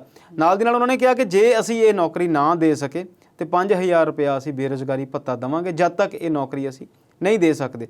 ਤੇ ਕਰਨਲ ਕੋਠਿਆਲ ਦੀ ਜੇ ਗੱਲ ਕਰੀਏ ਤੇ ਉਹਨਾਂ ਕੋਲ ਕੀਰਤੀ ਚੱਕਰ, ਸ਼ੌਰਯ ਚੱਕਰ ਤੇ ਵਿਸ਼ਿਸ਼ਟ ਸੇਵਾ ਮੈਡਲ ਵਰਗੇ ਮੈਡਲ ਨੇ। ਜਿਹੜੇ ਆਰਮੀ ਦੇ ਲੋਕ ਨੇ ਉਹ ਜਾਣਦੇ ਨੇ ਕਿ ਇਹ ਇੱਕ ਬਹੁਤ ਵੱਡੀਆਂ ਪ੍ਰਾਪਤੀਆਂ ਹੁੰਦੀਆਂ ਨੇ। ਜਿਹੜਾ ਬੰਦਾ ਆਰਮੀ ਦੀ ਨੌਕਰੀ ਕਰਦਾ ਉਹਦੇ ਲਈ ਇਹ ਜਿਹੜੇ ਮੈਡਲ ਆ ਉਹ ਉਹਨਾਂ ਨੇ ਫਿਰ ਅਫਸਰਸ ਜਦੋਂ ਕਿਤੇ ਵਿਆਹ ਸ਼ਾਦੀ ਦੇ ਵੀ ਜਾਣ ਤੇ ਉਹ ਆਪਣੇ ਮੈਡਲ ਆਪਣੀ ਛਾਤੀ ਤੇ ਲਟਕਾ ਕੇ ਜਾਂਦੇ ਨੇ ਤੇ ਉਹ ਇੱਕ ਬੜੀ ਪ੍ਰਾਊਡ ਫੀਲਿੰਗ ਆ, ਕਿਉਂਕਿ ਉਹਨਾਂ ਦੀ ਉਹ ਇੱਕ ਕਮਾਈ ਆ ਕਿ ਇੱਕ ਆਨਰ ਆ ਜਿਹੜਾ ਉਹਨਾਂ ਨੂੰ ਮਿਲਿਆ। ਤੇ ਮੈਨੂੰ ਇਦਾਂ ਲੱਗਦਾ ਕਿ ਉਹਨਾਂ ਨੇ ਇੱਕ ਚੰਗੇ ਚਿਹਰੇ ਨੂੰ ਉੱਥੇ ਉਤਾਰਿਆ ਤੇ ਇੱਕ ਚੰਗੇ ਵਾਅਦੇ ਵੀ ਕਰ ਰਹੇ ਨੇ। ਹੁਣ ਦੇਖਣਾ ਬਣੇਗਾ ਕਿ ਉੱਤਰਾਖੰਡ ਦੇ ਲੋਕ ਉਹਨਾਂ ਦੇ ਇਹਨਾਂ ਵਾਅਦਿਆਂ ਦੇ ਵਿੱਚ ਧਿਆਨ ਦੇ ਕੇ ਉੱਥੇ ਸਰਕਾਰ ਬਣਾ ਪਾਉਂਦੇ ਨੇ ਕਿ ਨਹੀਂ ਬਣਾ ਪਾਉਂਦੇ ਨੇ, ਪਰ ਵਾਅਦੇ ਜਿਹੜੇ ਨੇ ਉਧਰ ਉਹਨਾਂ ਨੇ ਸ਼ੁਰੂ ਕਰਤੇ ਨੇ। ਤੇ ਹੁਣ ਪੰਜਾਬ ਦੀ ਰਾਜਨੀਤੀ 'ਚ ਬੜੀ ਹਲਚਲ ਹੈ, ਇੱਧਰ ਵੀ ਆ ਕੇ ਕੁਝ ਹੋਰ ਵਾਅਦੇ ਵੀ ਕਰਨਗੇ ਆਉਣ ਵਾਲੇ ਦਿਨਾਂ 'ਚ। ਬਿਲਕੁਲ, ਪੰਜਾਬ 'ਚ ਤਾਂ ਪਹਿਲਾਂ ਹੀ ਸ਼ੁਰੂ ਤੋਂ ਹੀ ਵਾਅਦੇ ਇਕੱਲੇ ਚੱਲਦੇ ਆ ਰਹੇ ਨੇ, ਵਾਅਦੇ ਪੂਰੇ ਇੱਕ ਹੋਰ ਛੋਟੀ ਜਿਹੀ ਗੱਲ ਕਿ ਰਾਜਨੀਤੀ ਨੂੰ ਬਦਲਣ ਲਈ, ਰਾਜਨੀਤੀ ਦੇ ਵਿੱਚ ਵੱਡੀਆਂ ਪਰਿਵਰਤਨ ਕਰਨ ਲਈ ਉਹ ਕਹਿੰਦੇ ਸੀ ਕਿ ਅਸੀਂ ਆਏ ਹਾਂ, ਪਰ ਉਹਨਾਂ ਨੇ ਪਰਿਵਰਤਨ ਇਹ ਕੀਤਾ ਕਿ ਉਹਨਾਂ ਦਾ ਸੰਵਿਧਾਨ ਸੀ ਪਾਰਟੀ ਦਾ ਕਿ ਇੱਥੇ 2 ਵਾਰ ਤੋਂ ਬਾਅਦ ਕੋਈ ਪਾਰਟੀ ਦਾ ਮੁਖੀ ਨਹੀਂ ਬਣੇਗਾ, ਪਰ ਉਸ ਸੰਵਿਧਾਨ 'ਚ ਸੋਧ ਕਰਕੇ ਉਹ ਫਿਰ ਤੀਜੀ ਵਾਰ ਆਪਣੀ ਪਾਰਟੀ ਦੇ ਆਪ ਮੁਖੀ ਬਣ ਗਏ ਨੇ। ਤੇ ਉਹ ਬਹੁਤ ਜਿਹੜੇ ਪਰਿਵਰਤਨ ਵਾਲੀ ਗੱਲ ਆ ਉਹ ਹੁਣ ਕਿਤੇ ਰਹੀ ਨਹੀਂ। ਹਾਂ, ਦਿੱਲੀ ਦੇ ਵਿੱਚ ਉਹਨਾਂ ਨੇ ਜਿੰਨਾ ਕੰਮ ਕੀਤਾ ਉਹਦੀ ਪ੍ਰਸ਼ੰਸਾ ਬਹੁਤ ਹੋ ਰਹੀ ਆ ਤੇ ਦੇਖਦੇ ਹਾਂ ਹੁਣ ਅਗਲੇ ਹੌਲੀ ਹੌਲੀ ਉਹਨਾਂ ਦਾ ਵਿਸਤਾਰ ਜਿਹੜਾ ਆ ਉੱਤਰਾਖੰਡ 'ਚ ਹੁੰਦਾ, ਪੰਜਾਬ 'ਚ ਹੁੰਦਾ ਜਾਂ ਕੀ ਹੁੰਦਾ ਨੇ ਕੀ। ਜੀ ਬਿਲਕੁਲ ਜੀ, ਵਾਅਦੇ ਤਾਂ ਕਰ ਦਿੱਤੇ ਚਰਨਜੀਤ ਸਿੰਘ ਚੰਨੀ ਨੇ ਵੀ, ਵਾਅਦੇ ਤਾਂ ਕਰ ਦਿੱਤੇ ਨੇ ਆਪ ਸੁਪਰੀਮੋ ਅਰਵਿੰਦ ਕੇਜਰੀਵਾਲ ਨੇ ਵੀ, ਤੇ ਯੋਗੀ ਆਦਿੱਤਿਆਨਾਥ ਜੋ ਕਿ ਯੂਪੀ ਦੇ ਮੁੱਖ ਮੰਤਰੀ ਨੇ, ਉਹਨਾਂ ਨੇ ਸੋਚਿਆ ਹੋਣਾ ਮੈਂ ਕਿਉਂ ਪਿੱਛੇ ਰਵਾਂ। ਉਹਨਾਂ ਨੇ ਵੀ ਬਹੁਤ ਵੱਡੇ ਵੱਡੇ ਦਾਅਵੇ ਵੀ ਕੀਤੇ ਨੇ, ਵਾਅਦੇ ਵੀ ਕੀਤੇ ਨੇ, ਆਪਣੀ ਪਾਰਟੀ ਦਾ ਜਿਹੜਾ ਇੰਨੇ ਸਾਲਾਂ ਦਾ ਉਹ ਲੇਖਾ ਜੋਖਾ ਵੀ ਦਿੱਤਾ। ਕੀ ਕਹਿਣਾ ਚਾਹੋਗੇ? ਹਰਪ੍ਰੀਤ ਜੀ, ਬਿਲਕੁਲ ਤੁਸੀਂ ਸਵਾਲ ਪੁੱਛਿਆ। ਯੋਗੀ ਆਦਿੱਤਿਆਨਾਥ ਦਾ ਬੜੀ ਯੰਗ ਪਰਸਨੈਲਿਟੀ ਨੇ ਉਹ। ਮੈਂ ਅੱਜ ਉਹਨਾਂ ਦੀ ਉਮਰ ਦੇਖੀ ਤੇ ਉਹ 50 ਸਾਲ ਤੋਂ ਘੱਟ ਉਮਰ ਦੇ ਨੇ, ਪਰ ਲੱਗਦੇ ਉਹ ਵੱਡੀ ਉਮਰ ਦੇ ਨੇ। ਇੱਕ ਤਾਂ ਉਹਨਾਂ ਦਾ ਜਿਹੜਾ ਪਹਿਰਾਵਾ ਆ ਉਹ ਸਾਧੂ ਵੇਸ਼ ਹੁੰਦਾ, ਤੇ ਦੂਸਰਾ ਉੱਦਾਂ ਵੀ ਉਹ ਆਪਣੀ ਲੁੱਕ ਤੋਂ ਉਮਰ ਦਰਾਜ਼ ਲੱਗਦੇ ਨੇ, ਪਰ ਹੈ ਯੰਗ। ਤੇ ਪਿਛਲੇ 4-4.5 ਸਾਲ ਤੋਂ ਉੱਤਰ ਪ੍ਰਦੇਸ਼ ਭਾਰਤ ਦਾ ਸਭ ਤੋਂ ਵੱਡਾ ਸੂਬਾ ਆ, ਉੱਥੋਂ ਦੇ ਉਹ ਮੁੱਖ ਮੰਤਰੀ ਨੇ। ਉਹਨਾਂ ਦਾ ਪ੍ਰਦਰਸ਼ਨ 4-4.5 ਸਾਲ ਦਾ ਕਿਹੋ ਜਿਹਾ ਰਿਹਾ ਉਹ ਅਸੀਂ ਸਾਰੇ ਲੋਕਾਂ ਨੇ ਦੇਖਿਆ। ਬਿਲਕੁਲ। ਤੇ ਖਾਸ ਤੌਰ ਤੇ ਕਰੋਨਾ ਦੇ ਦੌਰ ਦੇ ਵਿੱਚ ਨਦੀਆਂ ਦੇ ਵਿੱਚ ਤਰਦੀਆਂ ਹੋਈਆਂ ਲਾਸ਼ਾਂ ਅਸੀਂ ਕਿਸੇ ਅੰਗਰੇਜ਼ੀ ਫਿਲਮ 'ਚ ਤਾਂ ਦੇਖੀਆਂ ਹੋਣਗੀਆਂ, ਅਸਲੀਅਤ ਦੇ ਵਿੱਚ ਅਸੀਂ ਪਹਿਲੀ ਵਾਰ ਦੇਖੀਆਂ। ਭਾਵੇਂ ਕਿ ਅਸੀਂ ਸਾਕਸ਼ਾਤ ਰੂਪ 'ਚ ਨਹੀਂ ਦੇਖੀਆਂ, ਫਿਲਮਾਂ ਦੇ ਦੌਰ ਦੇ ਜਾਂ ਖਬਰਾਂ ਦੇ ਦੌਰ ਦੇ ਜਾਂ ਅਖਬਾਰਾਂ ਦੇ ਦੌਰ ਤੇ ਜਾਂ ਸੋਸ਼ਲ ਮੀਡੀਆ ਤੋਂ ਜ਼ਰੂਰ ਦੇਖੀਆਂ। ਤੇ ਥੋੜੀ ਰੇਤਾ ਦੇ ਵਿੱਚ ਦੱਬੇ ਹੋਏ ਸ਼ਵ ਵੀ ਅਸੀਂ ਪਹਿਲੀ ਵਾਰ ਹੀ ਦੇਖੇ ਨੇ। ਨਹੀਂ ਤਾਂ ਬਹੁਤ ਸਨਮਾਨ ਦਿੱਤਾ ਜਾਂਦਾ ਜਦੋਂ ਬੰਦੇ ਨੂੰ ਦਫਨਾਇਆ ਜਾਂ ਜਲਾਇਆ ਜਾਂ ਦਬਾਇਆ ਜਾਂਦਾ, ਪਰ ਇਸ ਸਰਕਾਰ ਨੇ ਜੋ ਕੁਛ ਹਿਊਮੈਨਿਟੀ ਦੇ ਨਾਲ ਉੱਥੇ ਕੀਤਾ ਉਹਦੇ ਬਾਵਜੂਦ ਵੀ 4.5 ਸਾਲ ਦੀਆਂ ਪ੍ਰਾਪਤੀਆਂ ਆਪਣੀਆਂ ਗਣਾਈਆਂ ਇਹਨਾਂ ਨੇ। ਕੁਝ ਲਾ ਐਂਡ ਆਰਡਰ ਦੀਆਂ ਗੱਲਾਂ ਕੀਤੀਆਂ ਕਿ 4.5 ਸਾਲ ਦੇ ਵਿੱਚ ਯੂਪੀ ਦੇ ਵਿੱਚ ਕੋਈ ਦੰਗਾ ਨਹੀਂ ਹੋਇਆ, ਜਾਂ ਕੁਝ ਆਪਣੀਆਂ ਹੋਰ ਪ੍ਰਾਪਤੀਆਂ ਉਹਨਾਂ ਨੇ ਗਣਾਈਆਂ, ਕਿਉਂਕਿ ਅੰਕੜੇ ਇਹਨਾਂ ਕੋਲ ਹੁੰਦੇ ਨੇ ਦੱਸਣ ਜੋਗੇ ਕਿ ਅਸੀਂ ਆਹ ਕੀਤਾ, ਅਸੀਂ ਉਹ ਕੀਤਾ। ਪਰ ਜਦੋਂ ਉਹਨਾਂ ਅੰਕੜਿਆਂ ਦੀ ਅਸੀਂ ਗਰਾਊਂਡ ਰੂਟ ਦੇ ਵਿੱਚ ਜਾ ਕੇ, ਗ੍ਰੌਸ ਲੈਵਲ ਤੇ ਜਾ ਕੇ ਉਹਨਾਂ ਦੀ ਚਰਚਾ ਕਰਦੇ ਹਾਂ, ਉਹਨਾਂ ਦਾ ਵਿਸ਼ਲੇਸ਼ਣ ਕਰਦੇ ਹਾਂ, ਤੇ ਉਹਦੇ ਵਿੱਚੋਂ ਅੱਧੇ ਅੰਕੜੇ ਜਿਹੜੇ ਆ ਉਹ ਬਾਅਦ ਵਿੱਚ ਬੋਗਸ ਹੀ ਨਿਕਲਦੇ ਨੇ। ਉਹਦਾ ਹੋਰ ਬੜਾ ਬੁਰੇ ਹਾਲ ਉਹਨਾਂ ਅੰਕੜਿਆਂ ਦੇ ਹੁੰਦੇ ਨੇ। ਫਿਰ ਉਹਨਾਂ ਨੇ ਉਹੀ ਗੱਲਾਂ ਕਿ ਸਕੂਲਾਂ ਦੇ ਵਿੱਚ ਅਸੀਂ ਲੈਪਟਾਪ, ਪਿਛਲੀ ਸਰਕਾਰ ਲੈਪਟਾਪ ਵੰਡਦੀ ਸੀ, ਇਹਨਾਂ ਨੇ ਕਿਹਾ ਕਿ ਅਸੀਂ ਟੈਬਲੇਟ ਦੇਵਾਂਗੇ, ਤੇ ਕੁਝ ਚੰਗੇ ਕੰਮ ਕਰਨ ਦੀਆਂ ਹੋਰ ਕਹਾਣੀਆਂ ਸੁਣਾਈਆਂ। ਬਿਲਕੁਲ ਚੋਣ ਵਾਅਦਿਆਂ ਵਾਲੀਆਂ ਗੱਲ ਸੀ। ਪਰ ਜੋ ਅਸਲ ਜਿਹੜੀ ਉਹਨਾਂ ਨੇ ਗੱਲ ਕੀਤੀ, ਉਹਨਾਂ ਨੇ ਕਿਹਾ ਕਿ ਫਰਵਰੀ ਦੇ ਵਿੱਚ ਇਲੈਕਸ਼ਨਸ ਨੇ ਤੇ ਅਸੀਂ 403 ਮੈਂਬਰ ਨੇ ਉੱਥੋਂ ਦੀ ਵਿਧਾਨ ਸਭਾ ਦੇ, ਤੇ ਉਹਨਾਂ ਨੇ ਕਿਹਾ ਅਸੀਂ 350 ਜਿਹੜੀਆਂ ਸੀਟਾਂ ਇੱਥੋਂ ਜਿੱਤਾਂਗੇ। ਬਹੁਤ ਵੱਡਾ ਵਾਅਦਾ ਆ, ਬਹੁਤ ਵੱਡਾ ਦਾਅਵਾ ਆ। ਹਾਲਾਂਕਿ ਯੂਪੀ ਦੇ ਵਿੱਚ ਬੀਜੇਪੀ ਪਿਛਲੇ 2-3 ਟਰਮਾਂ ਤੋਂ ਇਲੈਕਸ਼ਨਸ ਦੇ ਵਿੱਚ ਮੈਂਬਰ ਜਿਹੜੀ ਪਾਰਲੀਮੈਂਟ ਦੀ ਇਲੈਕਸ਼ਨ ਹੁੰਦੀ ਉਹਦੇ ਵਿੱਚ ਵੱਡਾ ਜਿਹੜਾ ਉਹਨਾਂ ਦਾ ਰੋਲ ਰਿਹਾ, ਬਹੁਤ ਸੀਟਾਂ ਉਹਨਾਂ ਨੇ ਜਿੱਤੀਆਂ ਤੇ ਇਹਨਾਂ ਕੋਲ ਵੀ ਪਿਛਲੀ ਵਾਰ ਕਾਫੀ ਵੱਡੀ ਗਿਣਤੀ ਦੇ ਵਿੱਚ ਸੀਟਾਂ ਜਿੱਤ ਕੇ ਵੱਡੀ ਗਿਣਤੀ ਦੇ ਵਿੱਚ ਇਹਨਾਂ ਨੇ ਬਹੁਮਤ ਜਿਹੜਾ ਪ੍ਰਾਪਤ ਕਰਕੇ ਸੱਤਾ ਦੇ ਵਿੱਚ ਆਏ ਨੇ। ਪਰ ਜਿੱਦਾਂ ਉਹਨਾਂ ਨੇ 350 ਦੀ ਗੱਲ ਕੀਤੀ ਆ, ਪਰ ਜਿੱਦਾਂ ਮੇਰੀ ਕੱਲ ਉੱਥੇ ਕੁਝ ਲੋਕਾਂ ਨਾਲ ਗੱਲ ਹੋਈ ਯੂਪੀ ਦੇ ਵਿੱਚ, ਕੁਝ ਥੋੜੇ ਬਹੁਤ ਵਾਕਫ ਲੋਕਾਂ ਨਾਲ, ਉਹਨਾਂ ਨੇ ਕਿਹਾ ਕਿ ਸਰਕਾਰ ਤੇ ਯੋਗੀ ਆਦਿੱਤਿਆਨਾਥ ਅੱਜ ਦੀ ਸਥਿਤੀ ਦੇ ਵਿੱਚ ਬਣਾਉਂਦੇ ਲੱਗਦੇ ਨੇ। ਜਾਤੀਗਤ ਜਦੋਂ ਪੋਲਿਟਿਕਸ ਦੀ ਅਸੀਂ ਗੱਲ ਕਰਦੇ ਹਾਂ, ਉਹਨਾਂ ਨੇ ਉਹ ਡਾਇਵਰਸੀਫਿਕੇਸ਼ਨ ਜਿਹੜੀ ਆ, ਉਹ ਸੈਂਟਰਲਾਈਜੇਸ਼ਨ ਆਫ ਵੋਟਿੰਗ ਜਿਹੜੀ ਆ, ਉਹਨੂੰ ਤੋੜਿਆ ਹੋਇਆ ਆਪਣੇ ਆਪਣੇ ਫਾਇਦੇ ਦੇ ਆਧਾਰ ਦੇ ਨਾਲ। ਪਰ ਸੀਟਾਂ ਜਿਹੜੀਆਂ ਘਟਣ ਦੀ ਗੱਲ ਸਾਰੇ ਹੀ ਲੋਕਾਂ ਨੇ ਕੀਤੀ ਹੈ, ਖਾਸ ਤੌਰ ਤੇ ਜਿਹੜੀ ਸਾਡੀ ਪੰਜਾਬ ਤੇ ਹਰਿਆਣੇ ਦੇ ਨਾਲ ਲੱਗਦੀ ਹੋਈ, ਪੰਜਾਬ ਨਾਲ ਤਾਂ ਨਹੀਂ ਲੱਗਦੀ, ਜਿਹੜੀ ਹਰਿਆਣੇ ਦੇ ਨਾਲ ਲੱਗਦੀ ਹੋਈ ਜਾਂ ਦਿੱਲੀ ਦੇ ਨਾਲ ਲੱਗਦੀ ਹੋਈ ਯੂਪੀ ਦਾ ਹਿੱਸਾ ਜਿਹਨੂੰ ਅਸੀਂ ਪੱਛਮੀ ਉੱਤਰ ਪ੍ਰਦੇਸ਼ ਕਹਿੰਦੇ, ਉਹਦੇ 13, 14, 15 ਜ਼ਿਲ੍ਹੇ ਸਹਾਰਨਪੁਰ ਤੋਂ ਸ਼ੁਰੂ ਹੋ ਕੇ ਰਾਮਪੁਰ, ਏਟਾ, ਇਟਾਵਾ, ਮੈਨਪੁਰੀ, ਮੁਜ਼ੱਫਰਨਗਰ, ਮੇਰਠ, ਇਹ ਸਾਰਿਆਂ ਦੇ ਵਿੱਚੋਂ ਉਹਨਾਂ ਨੇ ਸੀਟਾਂ ਘਟਣ ਦੀ ਗੱਲ ਕੀਤੀ, ਖਾਸ ਤੌਰ ਤੇ ਜਾਟਲੈਂਡ ਜਿਹੜਾ ਜਿਹਨੂੰ ਅਸੀਂ ਕਹਿੰਦੇ ਹਾਂ। ਪਰ ਉਹਨਾਂ ਦੇ ਕਿਆਫੇ ਜਾਂ ਅੰਦਾਜ਼ੇ ਕੁਝ ਹੋਰ ਨੇ ਤੇ ਇੱਥੋਂ ਜੋ ਸਾਡੀ ਅੰਕੜੇ ਆ ਉਹ ਕੁਝ ਹੋਰ ਨੇ। ਪਰ ਯੂਪੀ ਦੇ ਵਿੱਚ ਵੀ ਉਹ ਇਲੈਕਸ਼ਨ ਲਈ ਤਿਆਰ ਨੇ ਤੇ ਦੇਖਦੇ ਹਾਂ ਹੁਣ ਕੀ ਹੁੰਦਾ ਅੱਗੇ। ਜੀ ਬਿਲਕੁਲ। ਜਾਂਦੇ ਸ਼ਰਮਾ ਜੀ, ਜੇ ਅਸੀਂ ਗੱਲ ਕਰ ਲਈਏ ਵਿਦੇਸ਼ੀ ਸੈਲਾਨੀਆਂ ਲਈ, ਉਹਨਾਂ ਲਈ ਤਾਂ ਖੁਸ਼ਖਬਰੀ ਹੈ, ਤੇ ਜੇ ਅਸੀਂ ਕਹੀਏ ਤਾਂ ਭਾਰਤ ਲਈ ਵੀ ਇੱਕ ਖੁਸ਼ਖਬਰੀ ਹੀ ਹੈ ਕਿ 2020 ਦੇ ਵਿੱਚ ਕਰੋਨਾ ਕਾਲ ਦੇ ਵਿੱਚ ਬਹੁਤ ਜ਼ਿਆਦਾ ਆਰਥਿਕ ਮੰਦਹਾਲੀ ਦਾ ਉਸ ਤੋਂ ਬਾਅਦ ਸਾਹਮਣਾ ਕਰਨਾ ਪਿਆ ਲਗਭਗ ਸਾਰੇ ਹੀ ਦੇਸ਼ਾਂ ਨੂੰ, ਤੇ ਭਾਰਤ ਵੀ ਉਹਨਾਂ ਵਿੱਚੋਂ ਇੱਕ ਹੈ।